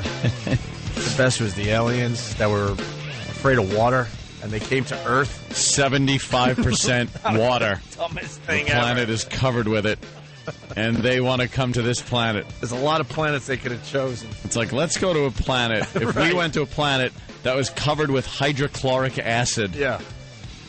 Not only that, it rains. It quite rains frequently. the same stuff. Yeah, you wouldn't even know. You get caught out in the rain, you're dead. And these aliens could travel from other galaxies, but they haven't figured out the rain thing yet. Oh, God, is he a hack? A one-hit hack. See you tomorrow.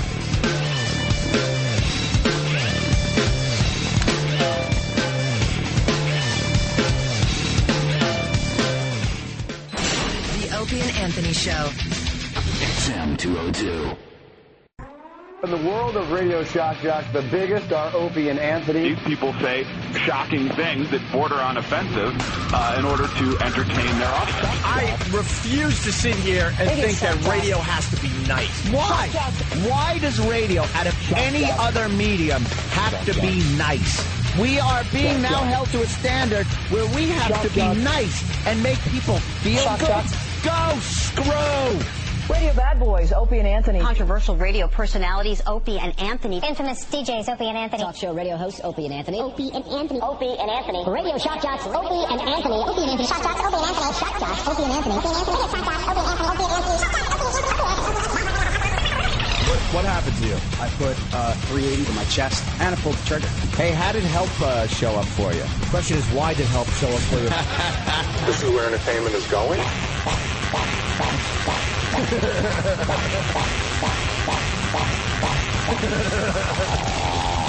They are sick freaks. Right, so you're kind of like transvestite or transsexual. Sorry. Okay. On your underwear, do you have a sign that says, "Pardon our appearance for remodeling"?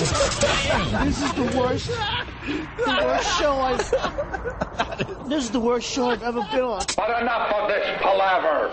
Let's get the show on the road. Good morning, XMers. Good morning, Sirius XMers. Sirius XMers. Soon to be Sirius, I'm sure.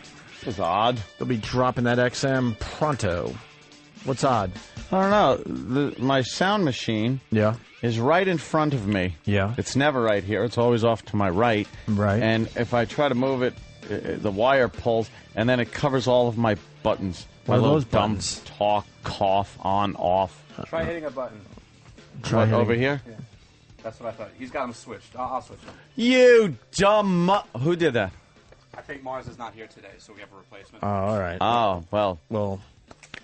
Who's his replacement? Good job. Good job. Good job. A chimpanzee. I got video game thumb today. What were you playing? Hot Shots.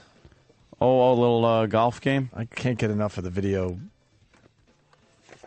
Golf games. Golf games are a lot of fun. I love the golf games. And then Travis tells me that 2009 Tiger Woods comes out tomorrow. Oh, fuck, am I in trouble? Oh, you're going to have a lot of occupied time. Our gaming, well, now you don't have a microphone. There you go. So. I just turned it back on. Oh, all right.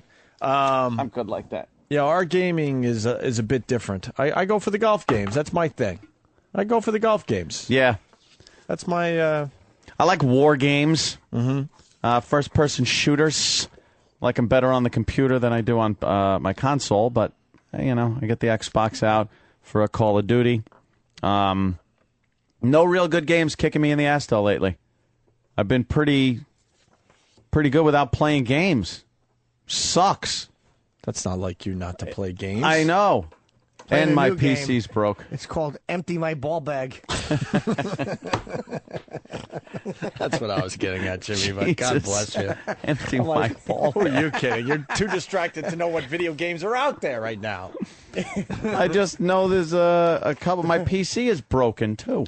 I have my Mac, which I love. The old days. But I don't play games on it. The old days, your PC would be broken for maybe a half a day. What's going on? You're absolutely right. It now would you're be. like, I'll get to that eventually. I got other things to do. Well, my house was being remodeled. Yeah, your house, sure. My desk is being assembled. Yeah. The electricians are supposed to come in, wire, network, and things, and so everything's in the basement. I got to get that new game. Where is it? It's a new game called Here's Some Cumsies. Let's drain these babies. Here's some cumsies. Mm-hmm. So you don't play video games anymore? You're finally growing up, I guess? No! I love video games, and I still play them. I just, my computer's fucked. So I have to get a new one. I haven't gotten a new one in probably a couple of years. No, you got a new one. No, a computer in a couple of years. Computer, right. I mean... That's what I'm saying. It's, it's very difficult not having a PC. Yeah. Because I can't play the cool games. I get you. Yeah. I was into Luminous for a while. Luminous was a cool game with the buttery beats. We went over the buttery beats thing. Right. I'm more into the golf games. I'm going through Hot Shots again on the... Hot shot? You're a real hot shot. Shots with the advanced shot because then I want to take people on online. I want to be the best online. Oh, that's tough to do. Well, that's why I'm going through the entire game again. And I almost did the whole game in one day yesterday. Almost. And then my thumbs, I couldn't feel them anymore. And then I got the dry eyeballs. I haven't had dry eyeballs and sore thumbs in a long time. I haven't had, video game hangover you get. It's, your thumbs hurt or whatever you're using, whatever kind of controller you're using, those fingers, your wrist will hurt, and your eyes just, you can't move them the next day. Why can't human beings, just push down the button lightly? Why do we always have to go, no, no, you got to push really hard. And then you got to turn the controller, like that's going to help. Yeah, yeah. Get the gun on the side. Yeah. I'm almost ready to announce my my PlayStation 3 online name. Almost. When I'm ready for a competition, then I will make the official announcement. And I'll take on all golfers because I'm a gamer. Give out the name. Yeah, and then we'll play some golf. That's a biggie. We'll play some golf. It's a big step because then every young gunslinger thinks they could come in and take you down. Mm-hmm. When you give your name out. Yeah. That's what happened to me with Call of Duty 4, and I sucked. Did you really? I can play console. I fucking can't. The controller, not as easy as keyboard and mouse. We've been through that argument 1,000 times, but keyboard and mouse, so easy to hone in on your target. A lot easier than a fucking controller. Yeah, PS3 on the TV is pretty damn good, though. Oh, yeah. I know you're an X game guy, but Xbox guy. Yeah. Although, I'm getting a lot of pressure to buy a Wii. Don't do it. It's a good party game, though. Party game. If your parties entail playing Wii, not a good. Throw yourself out the window. Use the Wii to break the window on whatever floor you're on, and then follow your Wii out. You know what's a good party game? Hey, it's dark. Whose mouth is that on my dick? Holy shit. That's a fun party game. Party game is, I'm getting a blowjob. Or, what is that you're shooting in my mouth? They blew a load in your hair. Now, drink the salty chaser. Buzz off. Pat the Trucker and Team Fortress 2 is out. Yeah, I know. I played it. I actually like the classic Team Fortress better. I like the cartoony looking characters, and the original I liked a little better. Yeah, the graphics are kind of a little cartoony for me. Mm-hmm. Graphics very important to Anthony. Graphics and gameplay, of course. Gameplay first, but graphics very important. I need to be immersed in the game. I want to feel like I'm in a movie and kind of controlling where it's going. Right. And if the graphics stink, it doesn't really give you that immersion into the game. What else is important to Anthony? Let me think. The Opie and Anthony show. Mm-hmm. And then my family comes second to the show, because without the show, the family would disown me. Mm-hmm. Jimmy Norton is on the list somewhere. Ice cubes for the jacuzzi. He won't let that jacuzzi thing go. I have got it so blazing hot now. I finally figured it out, and it gets ridiculous hot where you could cook in that fucking thing. Can I ask Jimmy something, though? So that his jacuzzi was a little cold, Jimmy? Freezing. Really? Yeah. It wasn't freezing. It just wasn't hot. Why wouldn't you make sure the jacuzzi's ready to go if you're having this big shindig over at your pad? Picture it like XM. Mm-hmm.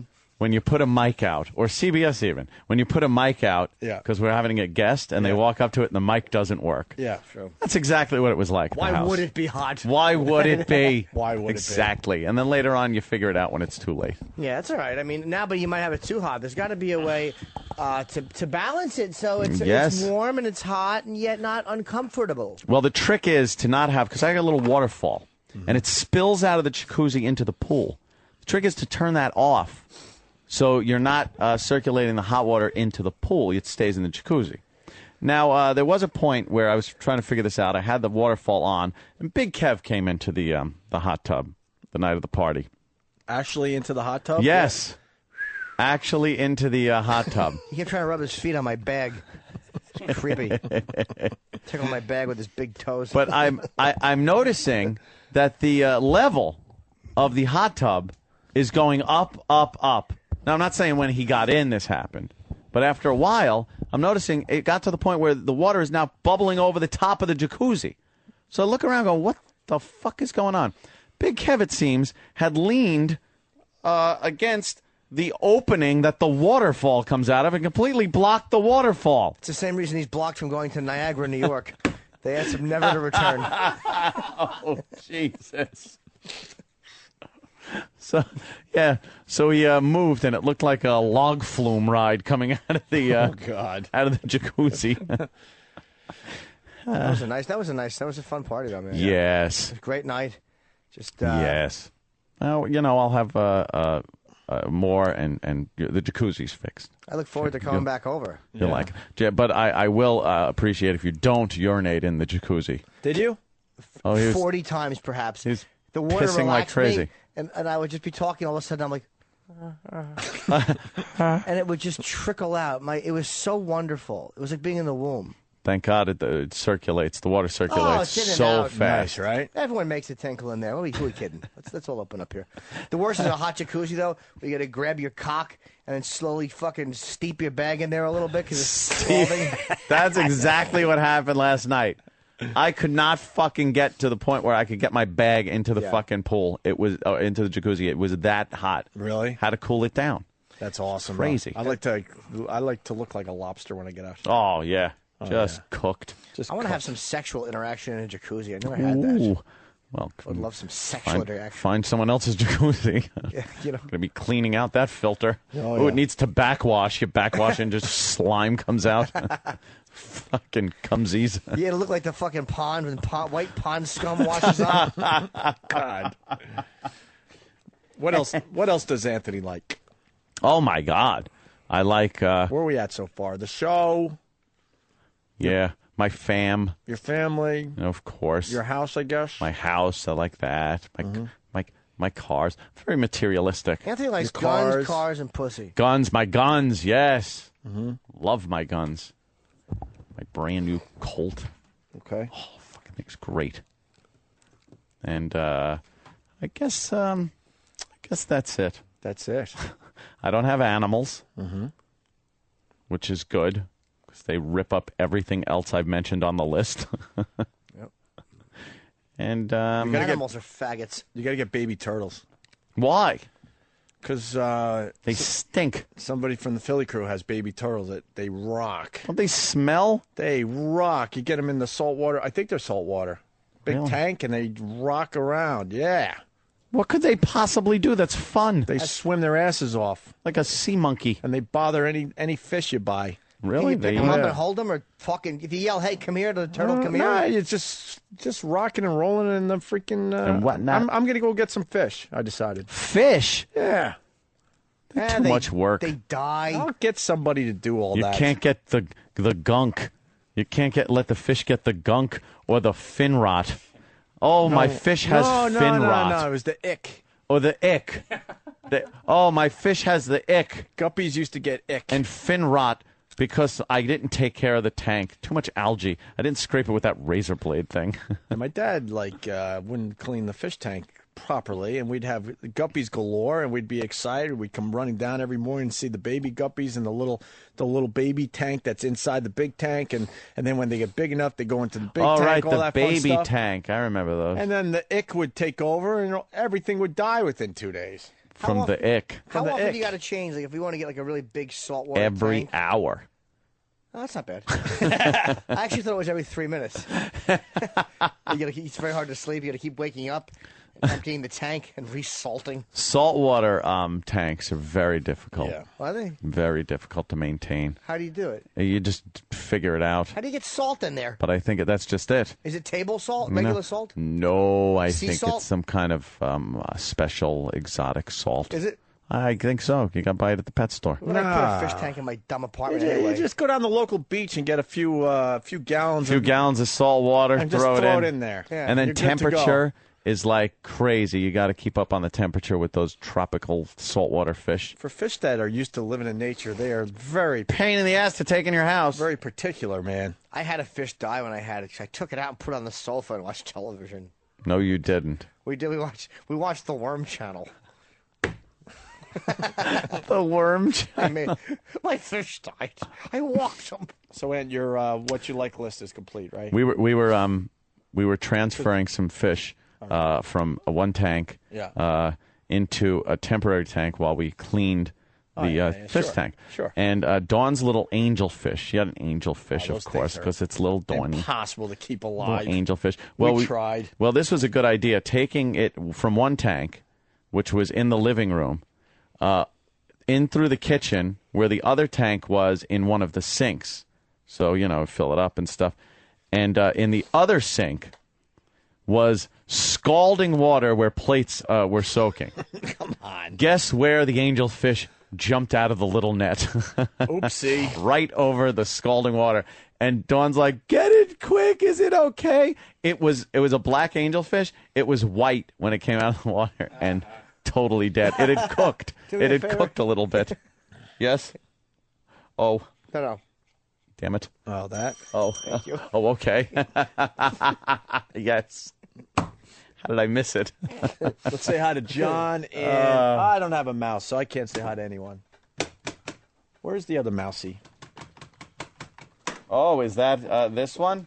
Phone. Thank you. I want to get my fucking stitches out of my nose. So I want them out, too. Oops. Stitches in my nose. John in Rochester. John, what's up? Hey, the saltwater tank is the hardest part about it is setting it up. It's actually pretty easy to maintain. It maintains itself. It's just when you first set one up, it takes like 4 weeks before you can even put a fish in because it's got to gain its bacteria and all that. Wait, 4 weeks, really? Well, it has to get those levels up. What is that? The pH? The pH levels have to be perfect, and you have to do. It's a pH level. It's a nitrous and a noxus level. It's a acid level. It's like everything has to be. Fuck that. because we tried this when we were growing up. We went from like just raising guppies, and we're ready for the saltwater tank. Oh, no. They don't tell you that all of a sudden you have to be a chemist. Yeah. All of a sudden you have to be like a junior chemist to figure it out every day. It's a nightmare. If you're going to get a saltwater tank, you got to get someone that comes in like a maid or something once every couple of weeks they and come figures in, it all out make sure for everything's balanced. Yeah. My tank cost me $2,000 just to set up with no fish in it yet. Right. Crazy person. Waste of money. Every fish I put in there died because everything was 0.1 off. Right. It was horrible. 0.1. Right. I threw a rock through it in my living room and just gave up. Right. By the way, Booger Couch from Arkansas, he's on to what I'm getting at. All I'm saying, Ant, big news on the Opie and Anthony show from now on, not Laszlo's show. That's all. But I wasn't on Laszlo's show. I know. I'm just making sure. What big news? I'm not saying there is any big news. Just saying the next time there is. Oh, I got you. That's what I was getting at, and Booger Couch understands. He's like, yeah, and save all the big news for your show, not someone else's show. Oh, what big well, news I would do that. All right. Big news did you put on? I know There's big no news. big news. I'm just saying. Just, whenever there is, do it on that show. Oh, I have some big No, do it on this show. Oh, I thought you wanted me to do it on Laszlo's show. No, do it on this show. Oh, okay.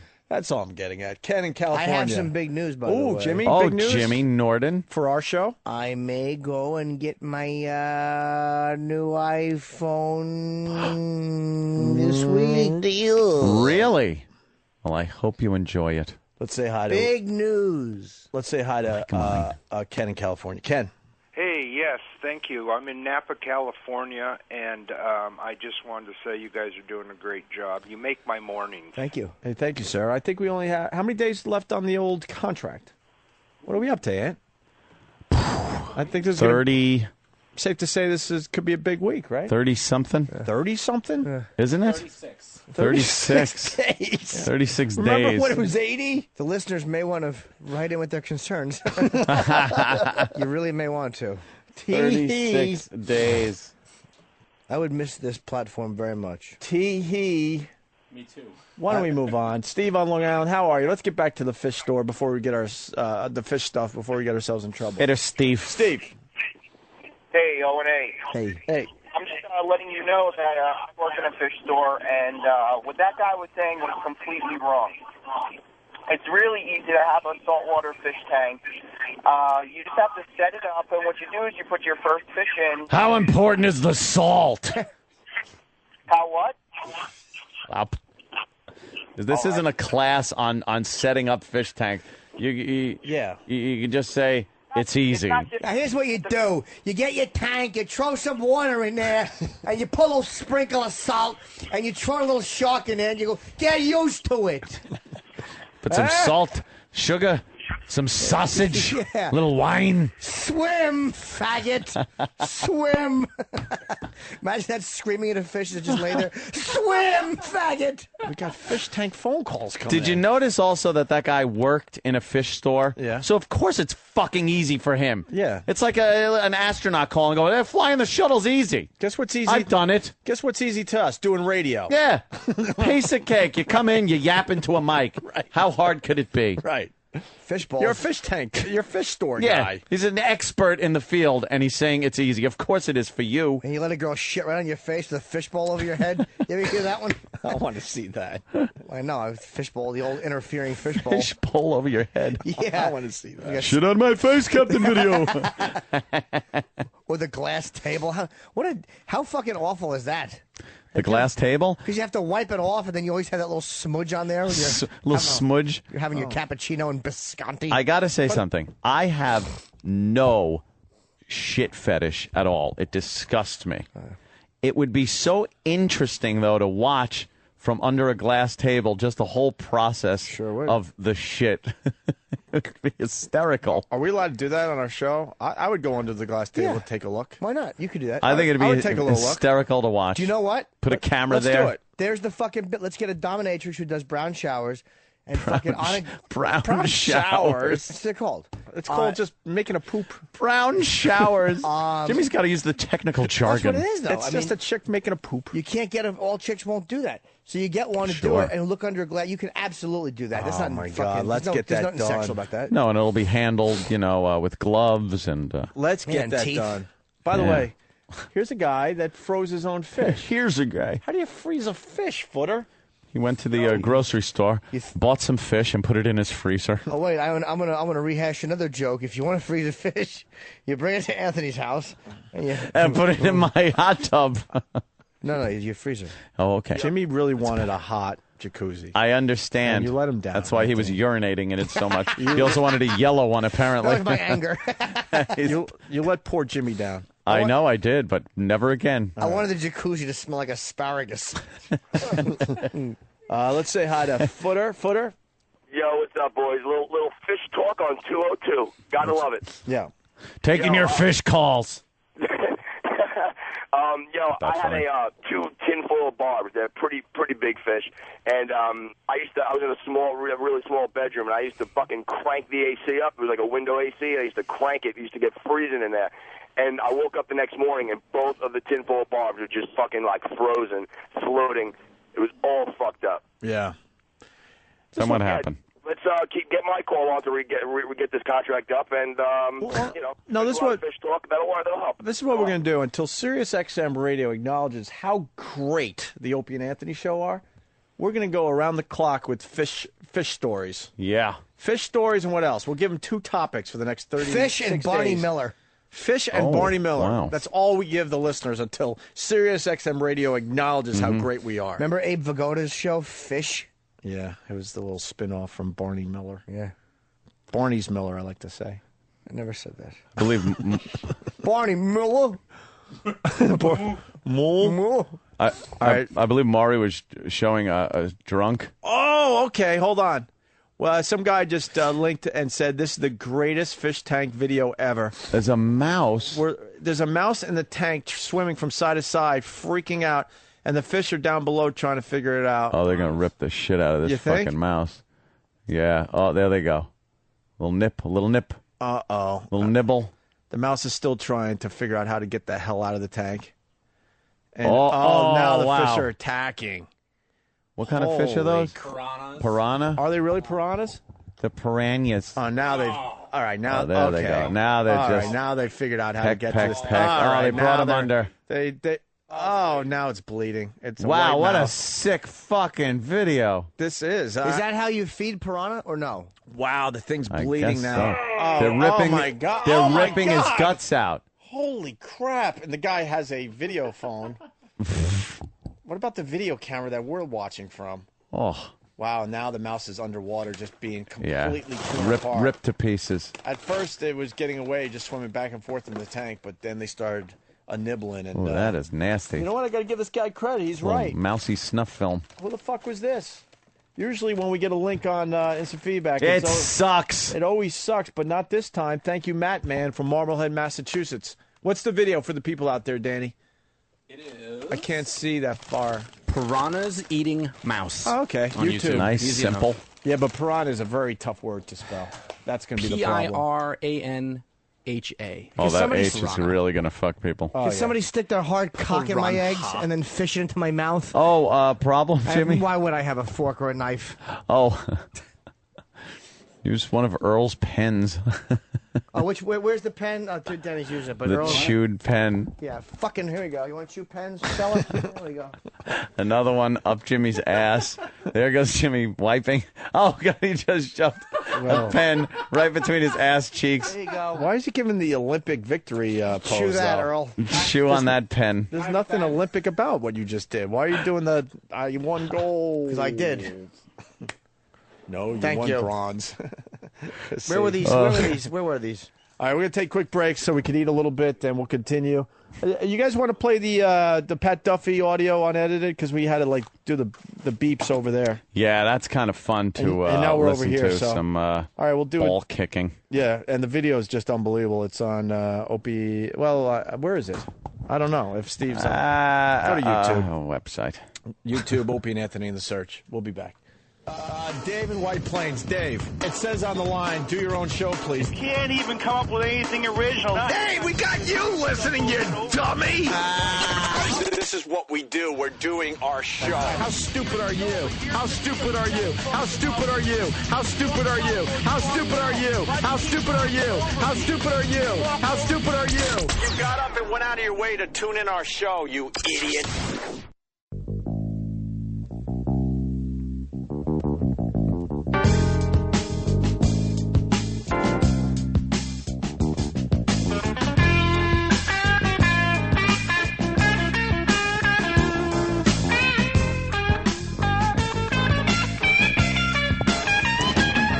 Welcome back to the Opie and Anthony Show.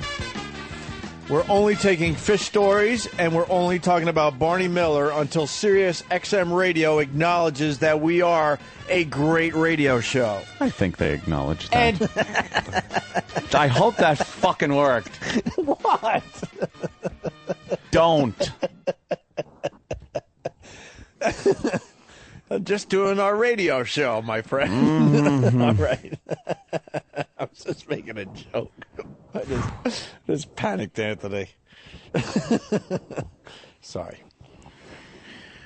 It's just a joke. All right. What were you going to say, Jimmy? Danny was telling me about these things that yes, these commercials for TBS. Yeah, it's like when when they get comedians to do like little jokes about this. What is it? Like the sponsors. It's like if a show is brought to you by, let's just hypothetically say Geico or whatever, they'll have some stand-up comics make like a 30-second like little funny bit, and like it's all set up where they're in front of a crowd, like they're actually at a gig, like it's part of their set. Oh my God! Because TBS's slug line, it's like TBS really funny or that's funny or very funny. So they try to make some kind of funny joke out of a sponsor, and it's always just awful and terrible. And I feel so terribly for these comics. What comics? Any ones we know, or just some hack open I'm mic? trying to think, man. I mean, it's people I've heard of, but cunt smells like Quiznos. Cunt. Can we find some of these? Let's find some of these and get them on the air. I don't think I've ever heard these. I want to see how bad it is. I have a lot of Quiznos jokes. I bet. They should have gone to you. Sure should have. They call me the Quiznos Kid when I'm on the road. Is Jeffrey Ross really doing Dancing with the Stars? I hope. That'd be great. What? He's got a bum hip. Yeah, Dan the Trucker, what's up? Hey, what's going on, guys? Hey, Good evening. Yeah, I'm not heading out until tonight. I was watching Fox News, and they had a breaking story with the first black Republican ad against Obama, man. It was great. It was great. It was great. He basically wants to say, it's about time. So you're an Obama fan. Oh, yeah, right. Yeah, about as much as I am for Karl Marx. I don't think so. Oh, easy. See, here you go. Here, you're a prime example of why I do think Obama is going to have a lot more trouble winning than a lot of people think. You are middle America, my friend. You are the working class Joe. Be proud. You're middle America. Exactly. Yep. And I think those are the ones who we hang with the liberal douches here in New York. On the coasts. Yeah, we giving away all of Anthony's money. Yeah, goddamn right. Money. Yeah. All right, Dan, thank you. We'll search that out. I don't think we've seen that commercial yet. Yeah, and it's not by McCain either. It's by a pack of black Americans, probably middle class, who are about taxes, getting overtaxed, and stuff like that. I hear you. What does this have to do with fish or Barney Miller? That's true. I don't know. I'm calling from home, so I haven't been following the show, man. Sorry. All right. Thank you, sir. All right. I'll catch y'all tonight on the I guess when y'all air tonight or something. Well, I guess. Well, you won't be catching us. No, you'll be catching some digital recording. Yeah. Yeah, well, that's what I mean. Yeah. I'll see y'all. I'll be playing hot. Y'all tomorrow live, though. When you hear this later, I'll be playing Hot Shots. Oh. Patiently waiting for Tiger Woods 09, which comes out tomorrow, my friend. Well, nothing but golf games for the Opster. What's the difference between 08 and 09? You know I'll what? be cruising down the highway somewhere. I'm not heading out till later tonight anyway. So. All right. Thank you, Dan. There's no difference. I know you're lonely, but we got to go. We got 18 holes. Find someone else to talk to. A guy with a fucking club and a ball. Anthony's kind of right. Same interface. Anthony's kind of right. You get excited because like the new game comes out, and you're like, what really is different about this New game? courses? Yeah. Is that what you can? Five new courses. Oh, wow. They're all going to have like green and a sand trap and a hole at the end. This is the one with the sand trap on 11, but the other one got the sand trap on 2. Jimmy, you're showing you don't know much about golf, Mike. Oh, I certainly do. You don't know much I about played more golf. golf than most people. Yeah? What's your handicap? Minus 60. Wow. And can you have a minus 60? I don't think so. How many birdies have you had? Dude, I birdie more than most people. That's what I've been told by the experts. They're like, we ought to nickname you the birdie kid. What kind of loft wedge do you have? Who the fuck loft wedges is for fucking pussies, man? I don't loft wedge ever. Okay. I fucking slug it. If I don't get a hole in one, I go home. Do you know who invented the game? Of course I do. The Knights of the Links of St. Andrews. They called it golf, though, without the L. No, it was a fucking old guy. Laugh every time. Guy in Scotland. Yes. What about putting? Do you stand? Ted Golf. Do you stand? Ted Golf. Ted Golf. That's right. I like to hit a ball into a hole. I don't know why. It's just fun to do. I'd love to do this 17 more times. Ted Golf. I need a bigger area to do it in. My yard is only 3 feet by 2 feet. I'm always winning. Ween Chihuahua. Ween Chihuahua. If they don't turn that stupid music off, I'm going to slap the fat pelican neck in that room. Tiger has a limp in 2009, so in the 2009 version, you get to play. He has his bum hip. Yeah, sure. He fucks a hot blonde in the middle of the fucking TV. He dog fucks her behind an oak tree while fucking that other cunt is blowing it again. Who's the one that blows it every year? Greg Norman? Who's that shit stain that always ruins it? Phil Mickelson. Phil Mickelson, man fucking clit. He's the biggest choker in golf What history. a choking clit. Hey, we got the Tiger Woods 09 commercial. Can I see that? Yeah. Wait, but now we're talking about golf. Only fish stories and Barney and Miller. golf. But we will talk about the band fish. A little stretch, but they wow, are that fish. is That's what you got to do in the fucking golf hole is you got to fish your ball out so it ties in nicely. Fish your ball. Fish your ball out of the hole. See, I didn't invent it right. I didn't have a hole in the ground. I put a giant stick with a cup on top of it and tried to hit it way up in the air. And they said, Ted, this is not feasible. You'll never get anybody to do this. And I wanted acres of land. Nice. All right. The Pat Duffy stuff's worth playing again. Pat Duffy. Well, we're running out of fish material and Barney Miller material, so now we got now filler. Yeah, give me something on Barney Miller there, Jimmy. Oh, that fucking, what a show, huh? Hey. When they did that thing. Woj. Remember the episode where Woj got caught liquid shitting into the coffee pot because he thought Barney Miller fingered his grandmother? But then it was just a big mistake. It turned out it was Abe Vigoda dancing with a little girl on his feet because he got his rolls mixed up. And they said, this is the Godfather. And he says, can you shit in my cup, Woj, for old time's sake? He said, can't do it, fishy. This is network television. I'd love to liquid shit in your coffee for old time's sake. And then Barney Miller was arresting gay guys in the men's room because they were blowing each other through holes in the wall. And he bumped into Serpico, who was accused of a homosexual encounter. It was a big mess. At the precinct. Barney Miller's was a corrupt fuck. Barney Miller would actually take $4 a week to allow kiddie porn to be smuggled. He was not a good fucking cop. $4 and a ham sandwich between two diapers. That's all he wanted. I like the other guy. Why is Kathy Lee Gifford trying to look like she's young? What is that on the back of her head? A big fall. Exactly. Hopefully a hand. That's all fake hair. What's she doing? I don't know. Piling up fake hair on her head. It's cool. It's fucking Jeff Conaway's wig from Taxi season 3. Like to fuck her face. Oof. Oh, is that her? Which one is she? On the right with that huge Oh, rat who's tail. the bitch on the left? That's who I meant. That's a fake. Oh, the one on the right is awful. All right, listen, why don't we do the Pat Duffy thing? Now, do we want to hear Pat slapping the Russian broad, or you want to go right to the kicks? Yeah. Well, he has some slapping. The video's good, but I told Sam to re-edit it and just have crotch shots. Crotch shots, it could be a big video, I'm thinking. Because I've never seen anyone get kicked harder in my life. Take a shot like that. In video or in person.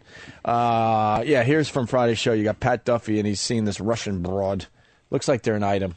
Who was the guy, quickly to go reverse into Barney Miller again. Who was the guy that used to come in? Hey there, Barney. Hey, he was the lieutenant, was he? Or? Oh, that was Merv the ass rapist. No, not Merv the ass rapist. Wasn't he like a character actor? He was in a lot of stuff. Yeah, but he'd always talk about, in the old days, we used to tune him up. You wouldn't get lipped like that. And he'd talk about beating the shit out of the skells that they bring in. Club Soda Barney? Yeah, so it was. It might as well have been Kenny. I don't know. I don't remember the show. Now, when in the early 80s, they would say... In the early 80s, the police were getting away with a lot of good stuff. Oh, yeah. And I say a lot of good stuff because I think they should be able to do whatever the fuck they want. Sure. But when they were around the precinct, people were going, in the old days. Yeah. You know what I mean? Just talking about... When the 80s, looking back, were unbelievable what they were doing. But they had some old schoolers in the joints. And back in like the 50s and the stuff. Old days. They must have really done some damage. Yeah. All right, well. What a time to be a police officer. I don't know who that guy is, though. Just bash people. Who are you talking about? Yeah. I'm not sure what his name is. Lieutenant, we're going to have to find him. Lieutenant Dan? No. We'll figure it out. Somebody will say it on the... All right, here we go. Frank Luger, that was it. Frank Luger. Look him up. Luger. Look up Frank Luger as we play the first clip. Pat Duffy seeing this Russian broad, and this is definitely not going to end well. This is like a recipe for disaster. Oh yeah, this is a nice relationship they got. This is how it started on Friday. This came out of nowhere, by the way. Don't worry, I'll console you afterwards. Oh, yeah, I'm sure you will.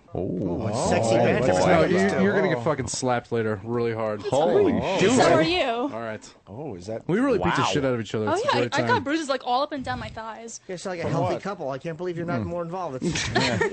Mickey and Mallory. What does he do? Yes. He slaps you as he's having sex with you? Yeah. Where? Does he? All over? Yeah, everywhere. Face? Mostly the face. Mostly the face. Do you like it? Oh, yeah. You like getting slapped in the face while he fucks you? Oh, yeah. I like it even when he's not fucking me. Really? All right, give her a slap. Let's give her a little slap. Wait. Oh, shit, did he nail her? Nice. God damn, is that good. She's a trooper. Crazy? We had a lot of bad timing on Friday's show. Yeah. I fucked that one up. Vinny Brand fucked up one of the kicks of the groin.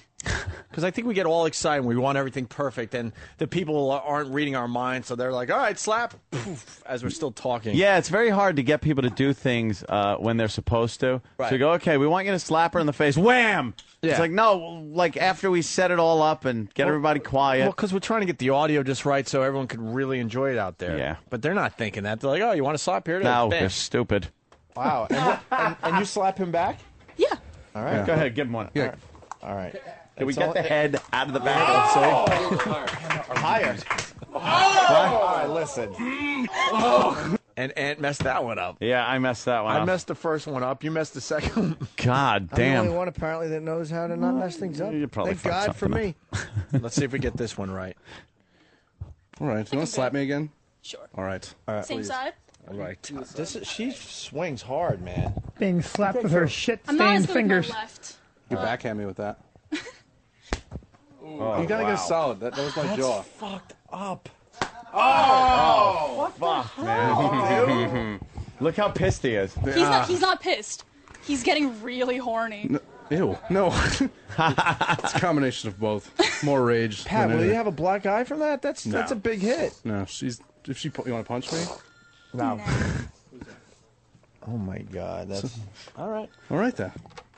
Is Pat Duffy in today? I want to see what. No, we'll get the Pat Duffy update hopefully Thursday. Somebody... Mike at Fresno, I want to talk to him. Sirius Playboy Channel has WoW. What's that about? Hey, Mike, what's up? Hey, is this Jimmy? Yes, Yeah. we're here. Happy birthday, Jimmy. Thank you, sir. I felt it was forgotten today.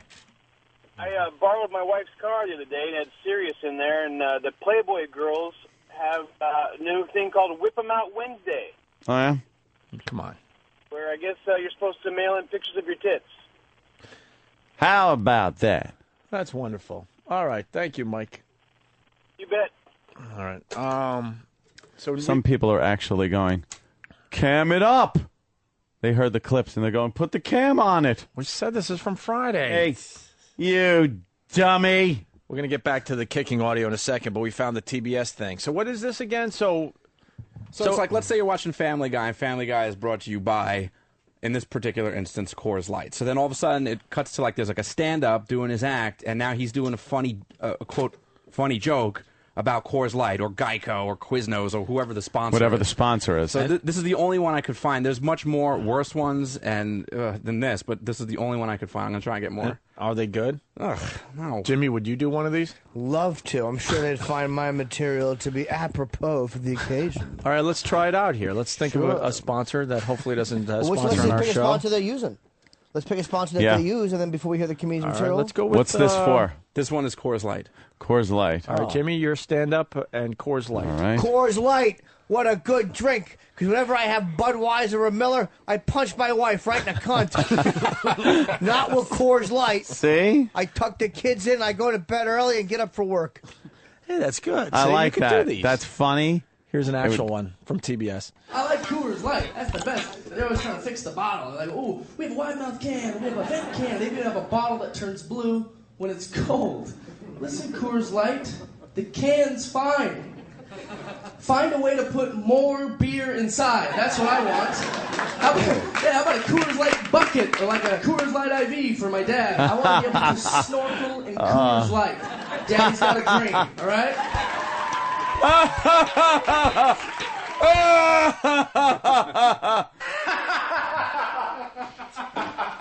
That's terrific. There's some chick. That's terrific. How Holy bad shit. do you need TV time? There's Wow. a chick comic. I forget exactly who it is, but she's talking about how hard it is to shop for cars because they all make her ass look fat. Oh, God, of course. Chick comic. That's the Fucking chick comic using That's that. the Lisa Landry one. Can I address somebody, please, who emailed me this? Carol Fergel. Who's Carol Fergel? Carol. Here's Hi, I'm Carol. Here's the email address. OCA. OCA. RRUIL. RRUIL. At yahoo.com. At yahoo.com. Who's trashing me for doing Fox Red Eye. And it's fine if you don't like the show. You don't like Fox Apparently Red Eye. it isn't. No, but this is what annoys me. Red Eye is blah, blah, blah. This is part of the email. Red Eye is normally the show that you rip the piss out of, and on this one, hey, the money must be good, but your credibility is in the septic tank. Thanks, Jimmy, for being a Fox News credit. You suck. Hey, go fuck yourself. I like doing the show. I'll continue doing the show, and I don't get paid at all for it. You stupid cunt. And Red Eye is the furthest thing from everything else they do on Fox. And it's not the fucking type of It's show not I'd even be- close to what the rest of Fox is about. Chill. And They actually get really edgy and get some pretty crazy stuff done. The with shows show. I rip on are the ones that are the talking head shows that have like fucking 3-second clips like on MTV and VH1 because they don't let you be mean. They don't let you do what you want to do. Right. Fox Red Eye, you can get away with a lot. So go fuck yourself. Ooh. Carol. How's she Whatever, gonna do that your without name a is, penis? go fuck yourself. Is it a guy Carol, like What- Carol who- O'Connor? Carol? I don't know exactly. Well, that's not a name commonly heard on a man. Woman. Whatever it is. I'm raising my woman hand, name. Jimmy. How does a girl fuck herself, though? Let me use a stick. Let her pick up a fucking stick. One that you'd probably pick up like white hardened dog shit off the lawn with. Flick the dog shit over the fence and then fuck yourself with the stick. All right, there's the answer. Pat Duffy, Russian No Broad. money I'm not getting for that, you non-show business idiot. Friday show. The video's up on YouTube. Just put Opie and Anthony in the search. A better video. This is coming pronto. But here's Pat getting kicked in the groin. Harder than I've ever heard anyone get kicked. Listen to this sound. Well, the first one sucks because Vinny talks over it. But Yeah. after that, it gets good. All right, tell me when. I'd like to say that I'm at the Trump rally. Holy shit. Worst timing ever. He's plugging. Like today, I'm going to be at Jump Arena. sounds Worst like a time Muppet. ever. All right, tell me when. I'd like to say that I'm at the Trump rally. Holy shit. Do it again. Everybody. This poor kid is getting kicked in the nuts. And we ain't getting the audio. And the first two times we missed it. We missed it. So now you know, we're professionals. We know we still got to get the big hit with no one talking. He's down. Oh, he's down. The floor. He's down. Did you like it? Oh, that was awesome. You really liked it, Pat? Yeah, we're going to do that later. We didn't get good audio on that because Vinny was talking let's do like... it. Hold on. Yeah, Vinny, shut your fucking mouth. Hold on, everybody. Okay, when you're ready. Oh, fuck. Holy shit. All right. She fucking wailed All him. right, listen. Holy shit. There's no effing way. There's no effing way anyone Holy can take a shot like shit. that. There's no For the third effing time, way too. anyone can take a shot like that. He's sweating. He's sweating profusely. Dominatrix is Pat, you all right? kick guys in the balls. There are guys that will get kicked in the balls like that for an hour. Yeah. No fucking way. Yeah, dude, I Holy don't shit, get that it was either. fucked up. Pat, you all right? Yeah, great. Great. Why am I bouncing up and down? Jumping up and down. Why? Because it hurts. Wow. Unbelievable, right? Jesus. That sound. It doesn't even sound like someone getting kicked in the nuts. Mm-mm. It sounds like you're kicking like a football. Sure. No. Give me one more. All right, hold on. Hold on. One more. You're crazy. Wait, good audio. All right, guys. Here she goes. Go. Holy crap. I'm leaving. Holy You're like feeling his pain. Holy Dude, I'm dizzy. And I didn't even get hit. Wow. How the fuck can you They- take a shot like that? They are fucked up. Because I deserve it. We're back live. He So- is a weird motherfucker, man. Yeah, he scares me a little bit. Hey, who's Pamela Paul? We got an email that she took a shot at us on the show in the New York Times book Oh, review on yeah, Sunday. can we get that? I don't know. Do we have it? Yeah, I saw it on a Google or something. What was the shot? I don't know. Yeah, I what got the to hell see do we it do? now. We've been good boys. Yeah, I got to see it now. I got to see it. I've just had enough of people. I really Haven't you? I'm fucking enough with these New York Times book review. This snotty twat. Could we have that? Could we find that, please?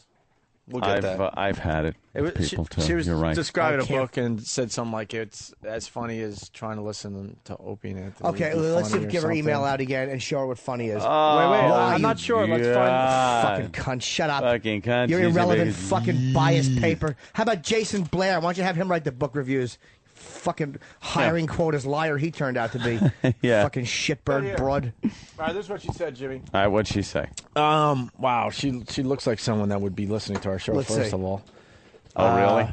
Like one of the guys? The Art of Momoir. What's that? I don't know. So she's talking about some book, and then somewhere in there she says, for 16 bewildering pages, as I was subjected to capricious, all caps, railing against convection, oven-baked, and left-wing mass emailers, I feared I was in for an over-joking, under-funny mess of a book, like being stuck on the freeway with Opie and Anthony for 300 pages. Stuck. Freeway with Opie and Anthony for 300. I guess the snotty twat that writes for the Times book reviews is not a fan of the show. Sorry, Probably too bad. not. You're the target audience we were going for. Women Yeah. that haven't been fucked properly in 6 years. That's the ones we're going for.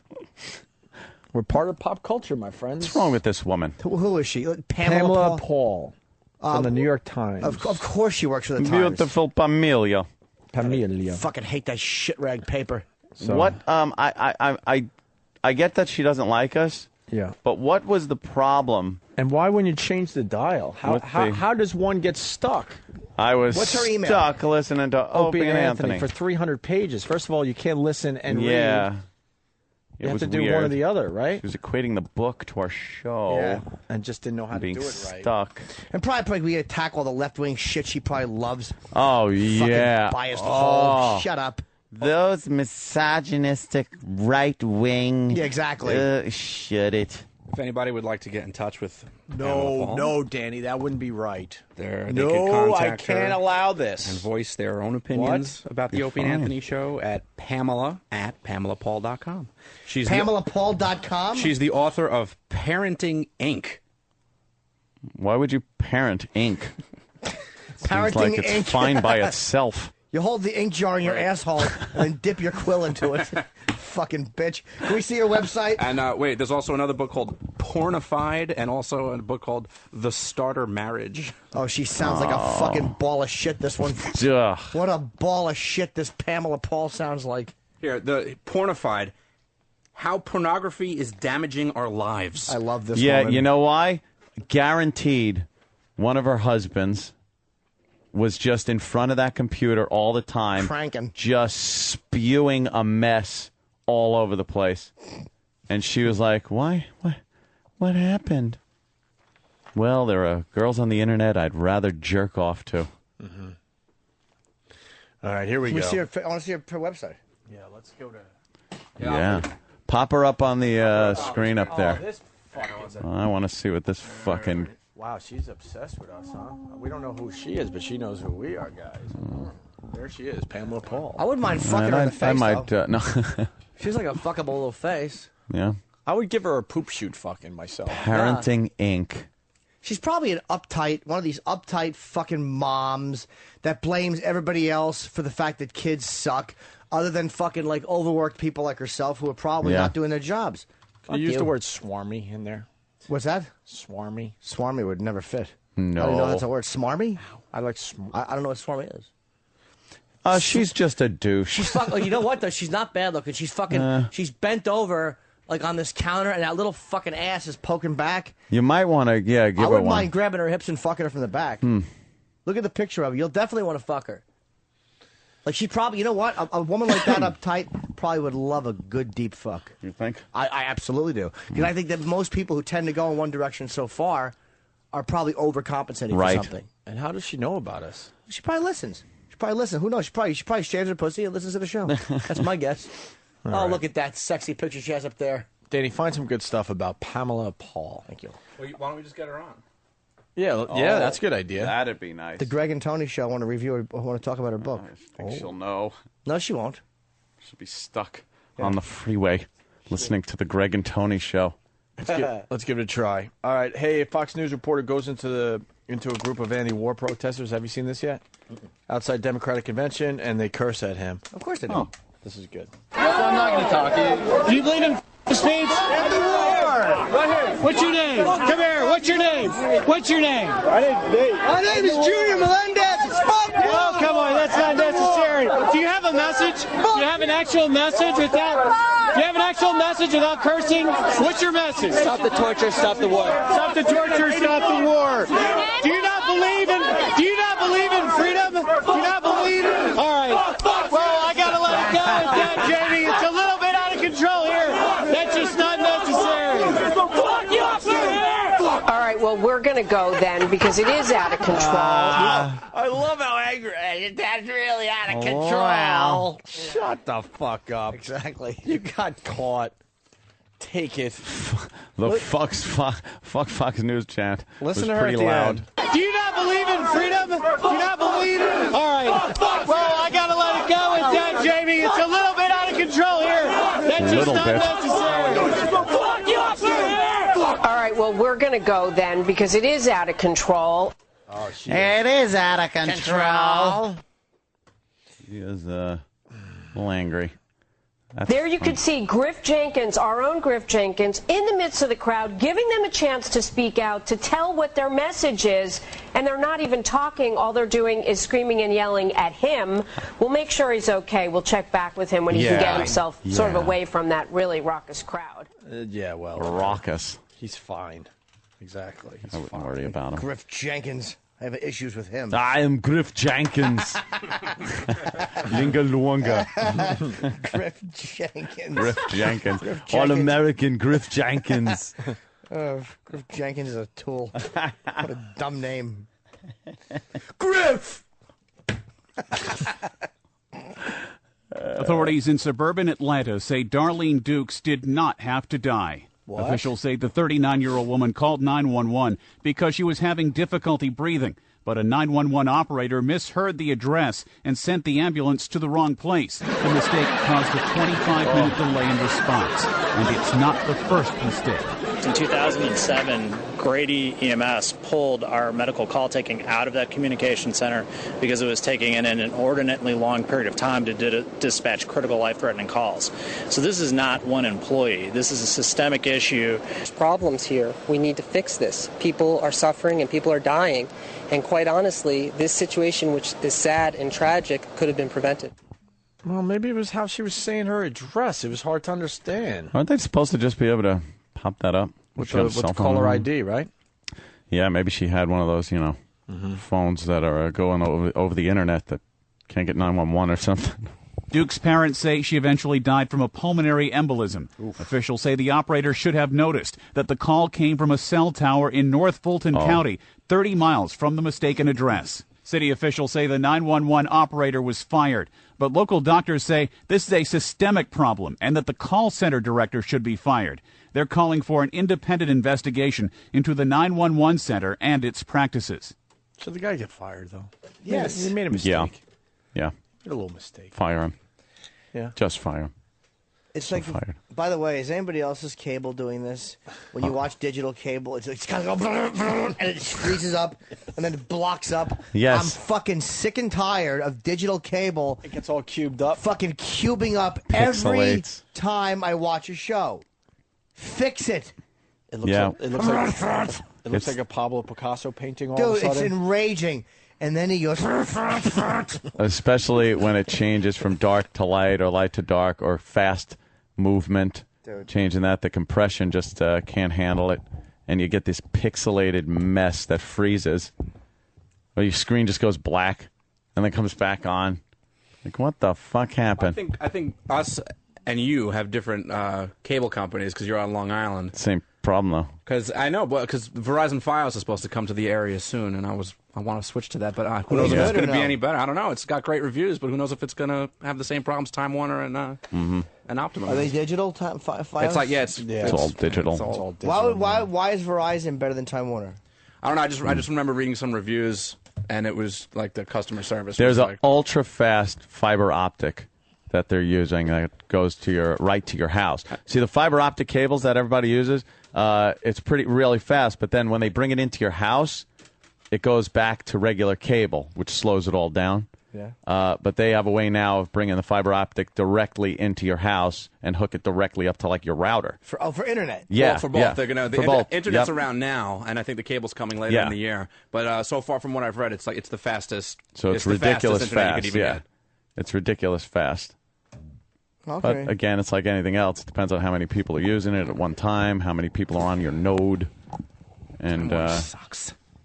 It just you watch some of the high def channels, and you're like, yeah, this is good until something moves, and then it gets pixelated and ruins the whole experience. I never had that. Some of them aren't even high def. Like for instance, like TBS. A lot of the shows that they present in what they call HD is just a stretched out standard def. I know, It's that's so funny. Stretched out. Yeah. It's like TBS HD, unnecessary fucking channel. It's like, why am I paying for this? I don't think they filmed Gilligan's Island in HD.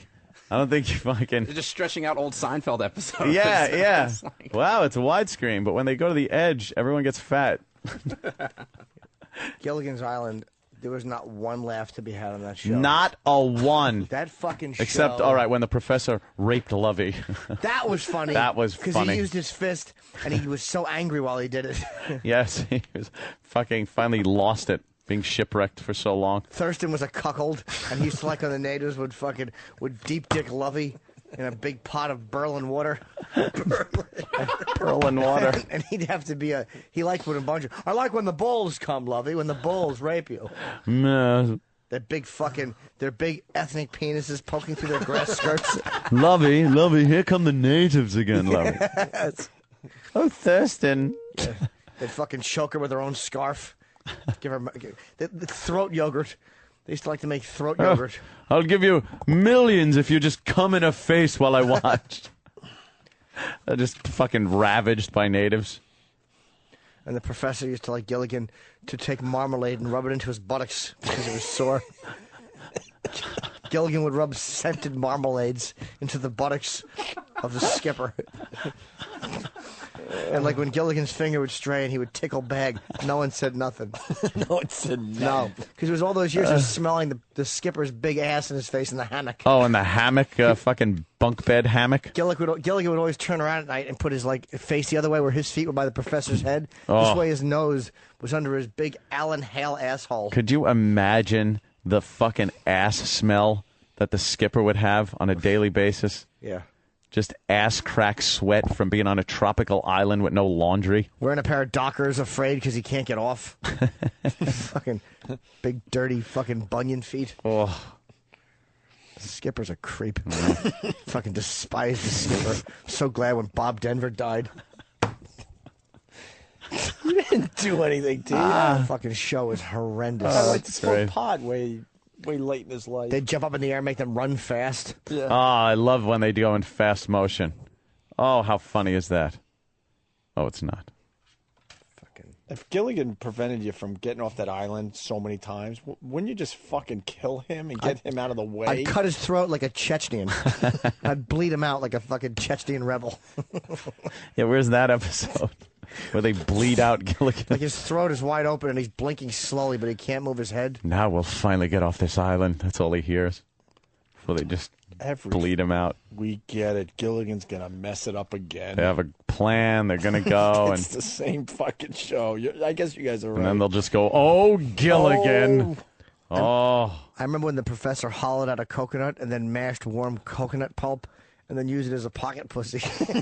Oh, shit. Instead of a radio, he made a pulpy pocket pussy.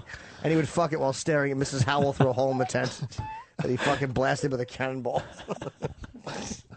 He would always, he hooked up a toilet cam so he could watch Mrs. Howell's shit. Take her old lady corn shits. Yeah. Her fucking 3-hour dumps with her polyester pants around her fucking feet. Coconut dumps they're all taken. Chris Rabb wants to know if Mr. Howell had anal beads made from coconuts. And little seashells. He liked the seashells because they would tear the lining on the way out.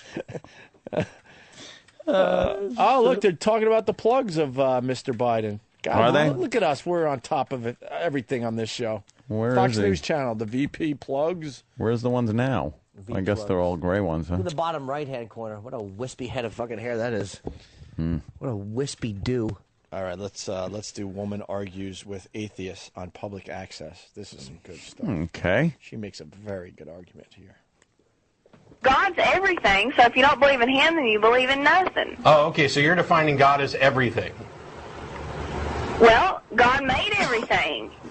Like, how can you walk outside and look at the trees in the sky and be like, there's no God? The Big Bang didn't make the trees. And can we turn that up a little bit? I'm having a problem hearing it. Okay, so I'm kind of confused because you've said God made everything, and then you've said God is everything, and now you want us to look at trees, and that's evidence of God. Well, yeah, the Big Bang didn't make the trees. How did the trees get here? Acorns. Oh, what a seeds. dummy. Well, what about those, and what about before that and before that? Right. There was a Big Bang, if you look dummy. at the genetic code for life on this planet, the evidence points to the fact that there is sometime way back in our history a common ancestor, that life is this divergent pattern, a self-replicating divergent pattern that is evolved over time through natural selection. That's where the evidence points. So good answer. She thinks the Big Bang just happens and then like trees flew out of it and just landed and rooted. Like she has no idea that the Big Bang happens and then like they have no concept of millions upon millions upon millions of years that this happens and a planet is formed. It's molten. She thinks the Big Bang was like a pinata that somebody hit. Yeah. And like the shit was already inside. Animals and shit and everything just banged off onto Earth. What a dummy. Like it takes millions of years of the cosmic goo mixing together, the perfect situation, the perfect distance from the sun, rotation, everything. And then before you know it, some organism, and that is debatable where that came from. Well, the Big Bang is like blowing a dandelion. Yeah. Where's it going? And then all the seeds go and do their thing. Do their thing. Well, why would why would he make a Big Bang? Like, if he was going to start the whole world, why not just go, all right, there it is? Well, that's what they assume he did. That's like what the Bible says. He, made it in seven days. Wow, or how 6 long days. were those days, though, my 6 friend? days, and then he rested on the other one. How long were Some they? of those days 24 hours. Nope. Some of those days could have been a lot longer because it was before he Are you using Wrath of Khan rules? Yeah. By the book, it would take 3 days. By the book.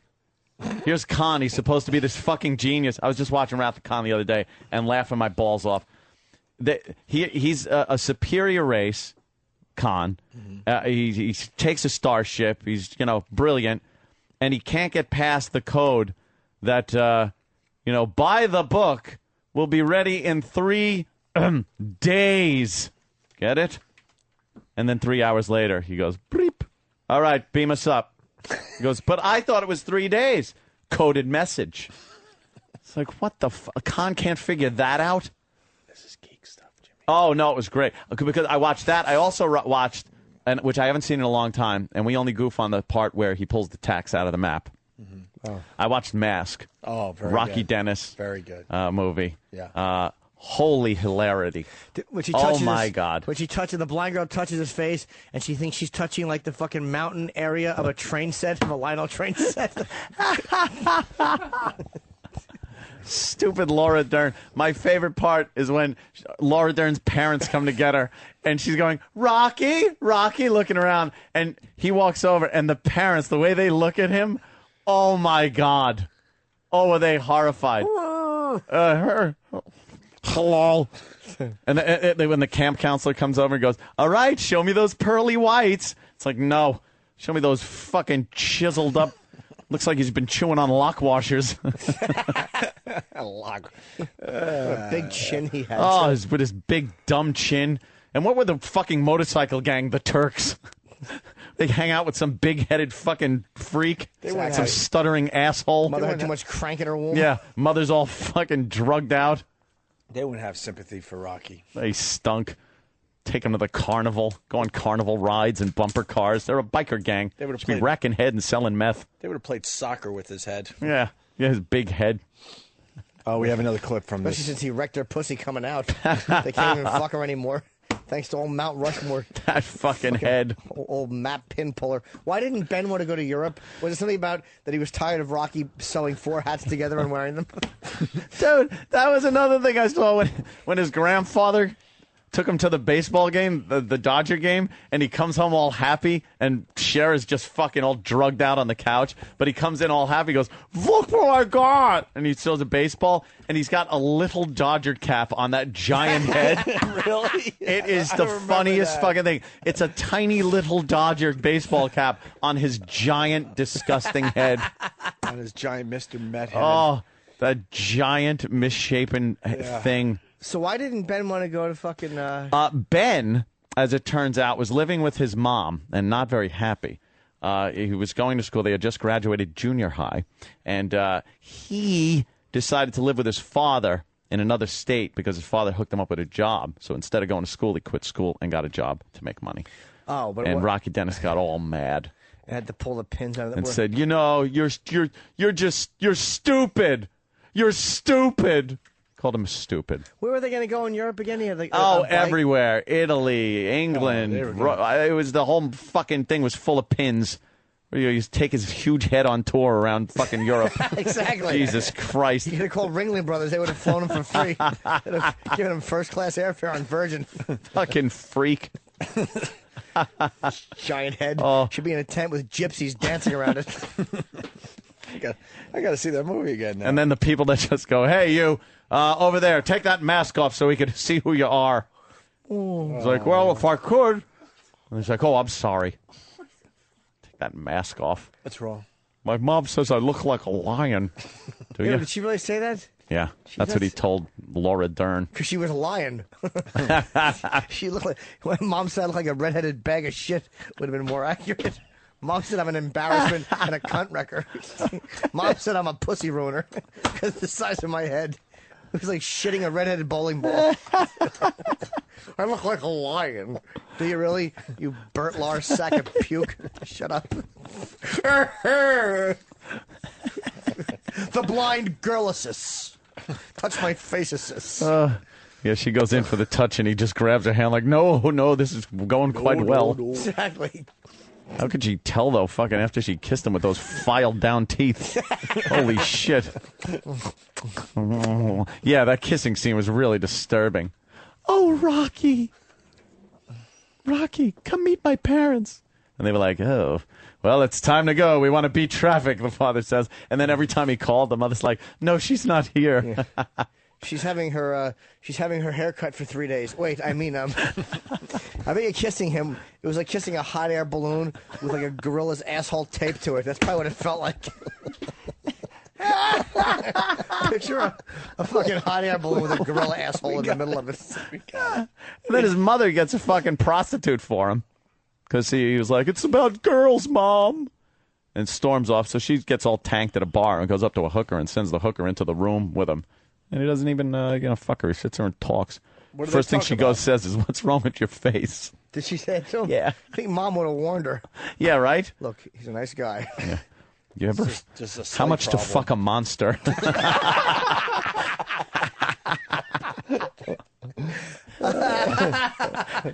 What do they talk about? They talk about their school and what she wants to do. Like she was a real person to him. So they had a great time. They were both monsters. And then he talks about Mount Rushmore, how he can't wait to be a part of the team. Fucking lunk-headed zilch. That is the definition of lunkhead. His head is a lunk. Wasn't the rest of his body normal? Yeah. The rest of his body was all normal, but he had that giant fucking head. Yeah, and the bridge of his nose was fucked up. Yeah, that disease we just talked about Yeah. last week on the show. Oh, and then when they were Giantism. they were at the- Hilariitis. and then they were at the fair or carnival, and they went into the Hall of Mirrors. And one of the mirrors, you know how the mirrors make you look tall or short or something? So he went into one that squished everything, and he looked at his face and saw like what he would look like, kind of, if he didn't have that disease. And that was a And sad he's like, moment for him, he's right? looking in like, look, this would have been me. And you could tell they like took some of the makeup off of him and shit. It just wasn't the mirror. If I could just Don't pass bullshit me. If I could pass these mirrors around to everybody else on Earth, Yeah. they can hold them up when I walk by. Hey, can we see a picture of him, Daddy? Where is he? Can you Where's bring him a picture stupid of Rocky old Dennis? Rockster? Put on his big fucking head. Rocky! It was so fucking great though watching it yesterday because I know we always goof on the map, but there's so many gem moments in there. His big stupid head. I can't wait to see him. Oh, there. Oh God, look at that. Oof. Eric Stoltz. Wasn't that his first role? And you couldn't even see him. Oh, that's Eric Stoltz? Yeah. Holy shit. Yeah. I just realized that. Eric. What do you think it was, Robert Plant? That's how Robert Plant looks now. Holy shit, you're right. That's a good one, Jimmy. Got a whole lot of love. Look at him. Oh, what a dumb smile. A dumb fucking smile on his face. Big dimples. He's got the Eye-Man in him a little bit, too. Oh, yeah. Yeah. That was. I wish the picture of him with the Dodger hat was there. It is so tiny on his head. I gotta see it. Oh, He's freckled too with red hair. and he got a baseball too. He caught a baseball at the game. Probably because the hitters were just aiming for that giant head. It was a good target for him. They thought it was that giant thing in Milwaukee that pours a beer after one of the Brewers hits a home run. Or the apple that comes up at Shea Stadium because it's red and It's giant. red and huge and ugly. And an eyesore. His head was an eyesore. Disgrace. They had to build a barn around it because neighbors complained. Zoning ordinances. Let's go to Scott in New York. Scott. Oh, shit. Hey, Anthony. Hey. How about the scene where he tries to get on the ride and the guy's like, I can't take responsibility. What happens to the retard? Yeah, he goes. He I'll said take all retard? your. Yeah, he goes. I'll take all your tickets, but we can't take the retard. And then what's his name? I always forget his name. The guy with the deep voice. He was in Roadhouse. Oh, the mustache. Sam Elliott. Sure. Yeah, he's like, you take all the tickets. He's ready to kick some ass because he was a Turk, one of the biker gang, the Turk. He was the lead And they Turk. did nothing. They hung out, drank beer with a big-headed dolt. Exactly. And a fucking stuttering, fat member of the biker club. Put the one with the tie, Oh, which really does make it look like a fucking balloon. that's when he that's when he had to go to the graduation, and he was mad because he didn't want to go in jeans. So they told him to grab them another beer, and when he opened the fridge, a nice suit was in there. In the fridge? In the fridge. Where his fetus should have been in a formaldehyde jar. Fucking asshole. How is he going to Giant graduate? jar. Have to build him a new hat out of gravel. He went up there and won all kinds of awards. They go, well, you win the award for English. And then he's up there and he's ready to walk away, and they all applaud. And then he goes, well, you might as well stay here. And the winner for excellence in science, Rocky Dennis. For excellence in math, Rocky Dennis. And everyone's clapping, oh, Rocky. But that inspirational 80s music playing in the background, oh, yeah. right? Science. Oh, yeah. Because his head was an experiment between a fucking human and a giant boulder. Look at that thing. Look at Laura Dern and then him. Hey, separated at birth, Danny, Mark C. from Jersey. Compare Rocky's face with the current picture of Drew Barrymore. Really? It's very close. Drew Barrymore. Yeah, looks like separated Rocky at Dennis. birth. I could see that. Is that a true story? Kind of think. Mask? Yeah. Yeah. Yep. Supposed to be. Mhm. And then he died at like 16. Yep. Went to bed. Mhm. And then Cher takes the phone call and goes, hello? And it's the school saying, Rocky isn't in. She goes, yes, he is. He would never miss a day. And then she goes, oh. And then hangs up and looks at the bedroom door and it's still closed. And she's like... And then she walks in and just starts to open up the shades. And she goes, well, how do you expect to get a scholarship if you're not going to get out of bed? And then she looks over and he isn't moving. Oh, boy. What? And then she touches him and goes, oh, you're cold. You don't have your blanket on. Touches his big head. It's like, no. No. Fucking God finally realized the severe error he made and took it back. It's raining. Let me get you the tarp so you can put it over your head on a stick and go to school. He has to cover his head with the same thing they use the infield for at fucking Dodger Stadium. You roll a tarp. He has a grounds crew. Fucking head. Forrest Gump cuts his hair on the riding mower. Anthony in San Francisco. Yes, Anthony. Yeah, what about the part when they get him the suit for graduation because he's got nothing to wear? They killed two birds with one stone because they buried him in it 6 months later. All right, Jesus. What the hell, Anthony? Holy shit. Now that's some thinking right there. Oh, they buried him in a bass cello case. His legs and body were in the part where the neck goes, and his head filled up.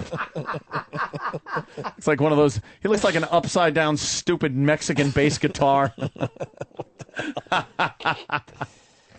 Oh, Rocky Den ass. What a douche. A giant head. Oh, what a redheaded fool. They dug down 10 feet and you could still see wisps of red hair on top of the grave.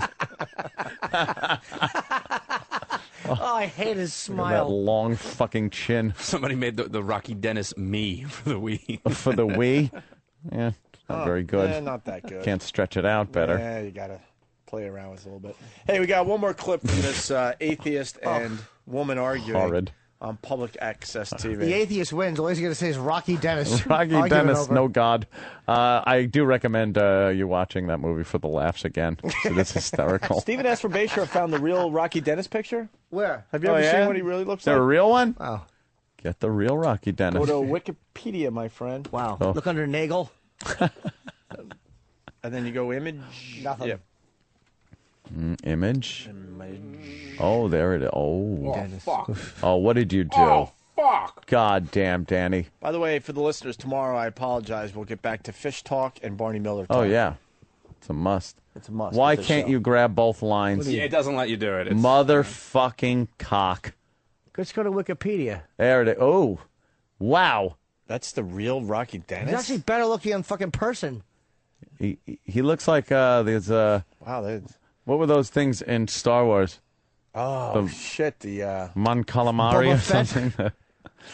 He looks like those big fucking eyed. Wow. Those eyes are wide apart. Wow, he certainly does have some wide apart eyeballs. Giant glasses bridge he must need. Wow, right? That's what the bridge over River Kwai was. It was just the thing that held His his glasses. on his stupid nose. Fucking. Wow. What's it say about him? That must have been hard. He must not have seen properly. Of course not. That perspective is like everything he looks at is a 3D movie. Rob in New York. Rob!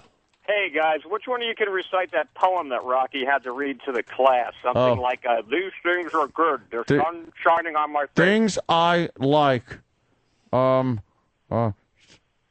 What the fuck was it? Rain on my tongue. Look. Did he really say that? Yeah. Because the shower won't reach. Like, this fucking face blocks all the shower water, so you need clouds and nature to get rain into his tongue. And then, yeah, and it was the sun shining on my face, and then the things that Which are a happens drag. even when he's on the other side of the moon. That was a lame-ass poem. When the sun's on his face, something is being eclipsed. I have the full poem if you want it. Oh, okay. Yes, let's hear it, Danny. These things are good. Ice cream and cake, a ride on a Harley, seeing monkeys on a tree, the rain on my tongue, and the sun shining on my face. These things are a drag. Wait, let me guess. mirrors, social interactions with women, the sound of laughter. See number 1 again. Okay, what Girls' tits I know I'll never touch. What things are a drag? Proms, dates, happy occasions. My chin on the ground. Light bulbs at work. Family photos. Yeah, the click of a camera. Or the sound of a blind date's car peeling out.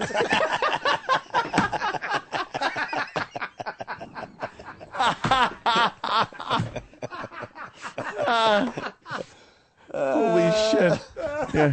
Cars in front of his house leaving in fast motion like the dates that came to the Munsters' house.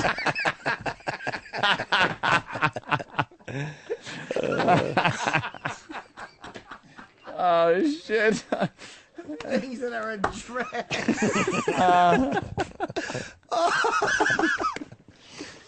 Oh, what else is a drag, please? Mom's womb.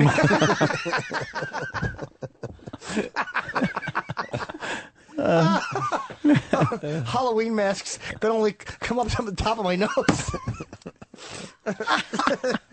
Oh, boy. Oh, What are some of the things that are a drag? Yeah, the drags. The real things that were a drag is dust on my hair, holes in my shoes, no money in my pocket, and the sun shining on my face. Why is that a drag? I guess because he has so much face, it makes him really hot. See, the first one was good because he likes the feeling of the sun shining on his face. But the warmness. last one was bad because he doesn't like the sun on his face Yes. because it's light and then people can see him and that's make the fun beauty of him. of the poem. Right. Or when he goes to get on the bus to go see his chick, and the guy getting off the bus at the same time gives him a great look.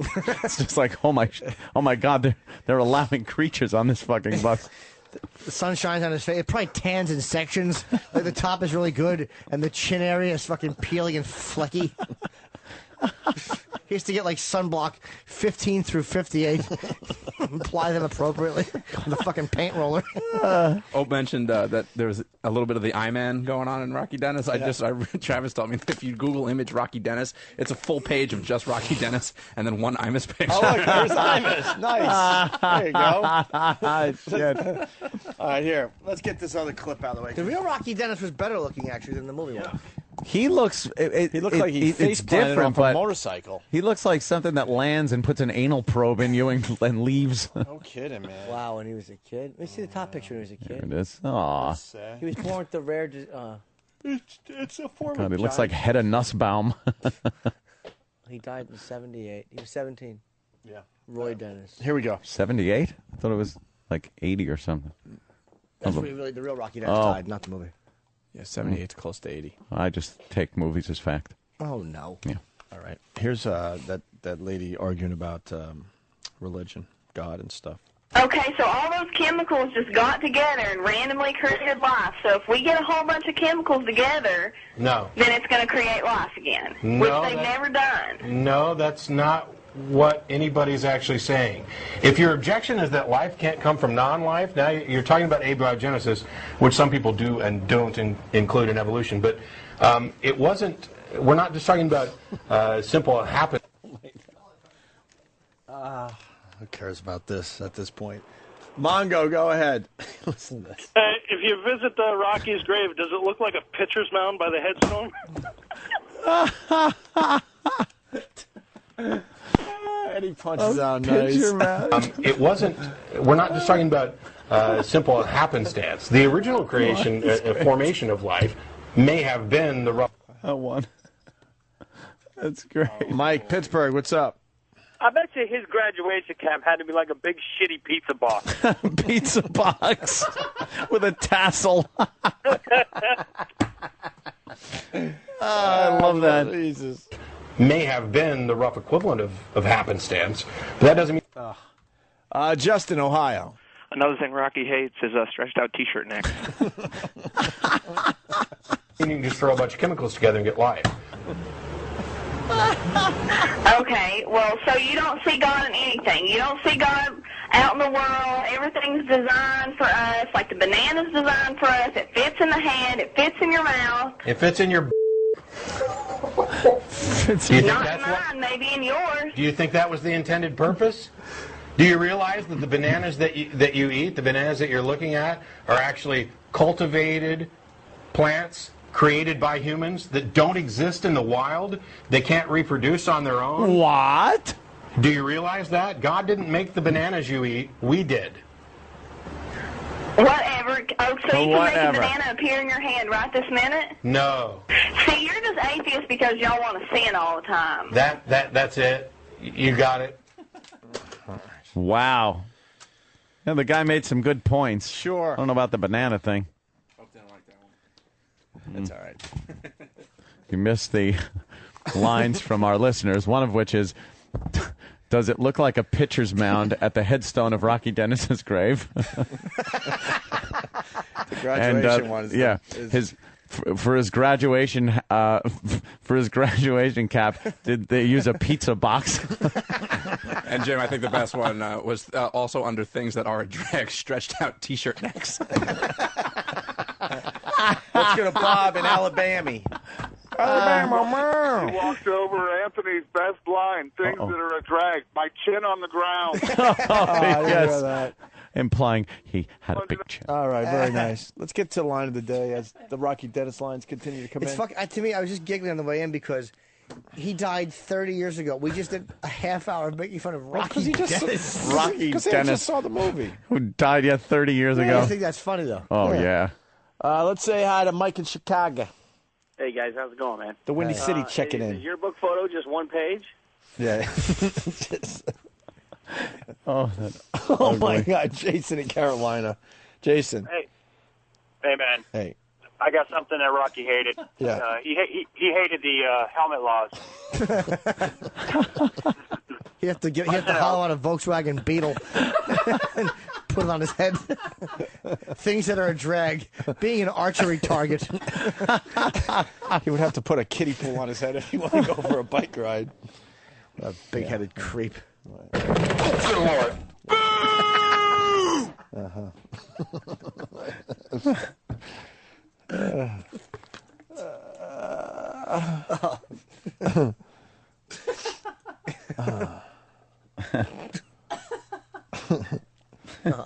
His head is just Stephen has hours of joy. For the real Rocky Dennis, things that are drag, binoculars.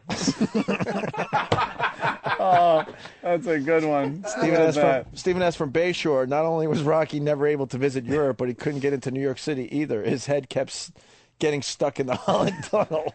They wouldn't even have binoculars for him. It'd be two telescopes with a 2x4 between them. Here, use this. Look between these Dummy. Let's go to Rich in Philly. Rich. Hey, you guys. Hey. So Rocky went to the Dodger game with his grandfather, and he came back with the Dodger cap. Yeah. Really? Yes. That size? What? I don't really get Punch what it you... out. Yeah, punch out. really Going in hard. He came back to the game wearing Dodger Stadium on his head. He had Tommy Lasorda in his ear. And Davey Lopes. Line of the day is sponsored by Carbonite.com. Yes, it is. Backs up your computer hard drive so you never have to worry about losing any of your files. Isn't that good? Check it out at Carbonite.com. Promo code XM. Mm-hmm. Here is a runner-up line of the D. Do you know what a .223 caliber rifle is? Yes. I own one. Oh, it's a Ruger. I should have known. Probably for the same purposes. After he would release them into his basement and then his small Long Island yard and then shoot them in his cold jacuzzi. They would hop in the pool and freeze to death. Nice. Ooh, you're almost blowing your nose, Jimmy. Yeah, but you're getting there. Close. I had to sleep sitting up again last night because it keeps getting. It's really good, but I'm not totally congested in the morning, so I think it's really shrinking. It's just taking a while. Good. Here's another runner-up line of the day. First thing she says is, "What's wrong with your face?" Did she say it to him? Yeah. I think Mom would have warned her. Yeah, right? Look, he's a nice guy. Yeah. You ever? Just a how much problem. to fuck a monster?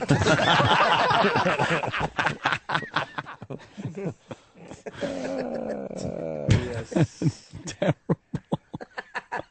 Monster. Here is your line of the day. One more runner-up. Okay. Thank you, E-Rock. Big Kev, it seems, had leaned against the opening that the waterfall comes out of and completely blocked the waterfall. It's the same reason he's blocked from going to Niagara, New York. They asked him never to return. Oh, Jesus. She just said bend. Yeah, well, we got the point across. Yeah, no, but it just was worded poorly. It did good. Line of the day. Here comes line of the day. Line of the day.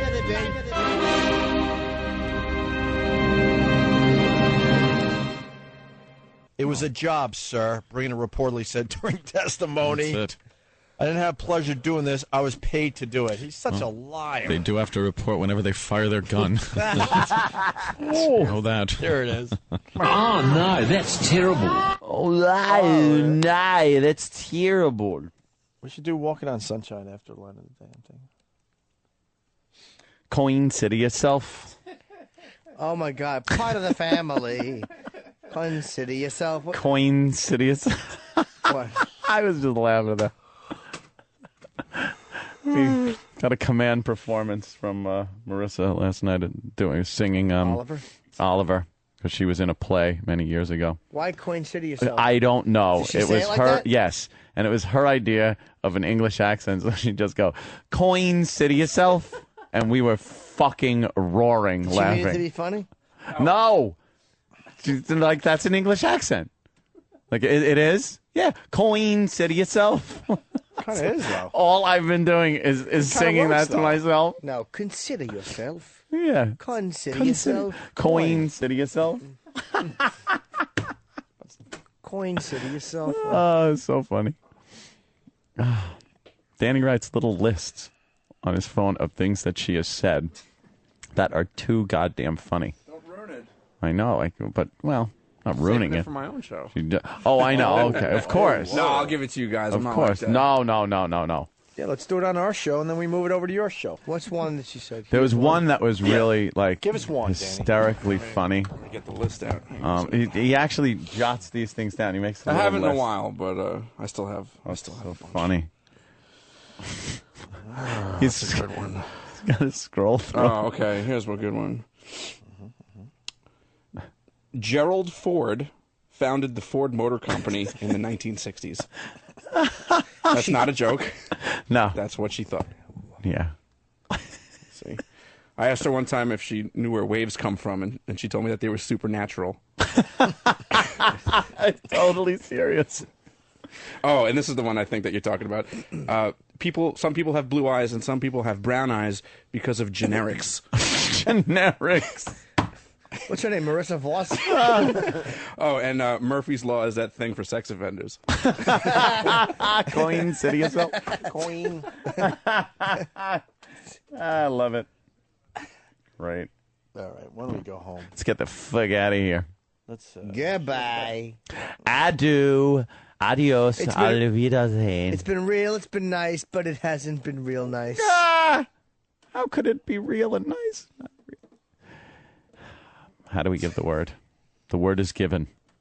You have an past emotion, remember? Oh, right. The point. I'm too tired of motion today. I have to give the point. I only got a few hours sleep last night. Okay, I'll give the point. I got sore thumbs from video games. So Anthony, you point. And dry eyes. Let me give the point. I'll give a special point. Really? Okay. Here's the point. There is a new element of vulgarity. Opie and Anthony is outrageous. Fuck you. Moral hammer. Fuck you! Damages our children. Go fuck yourself. And diminishes their future. Evil. This is a tragedy for the society.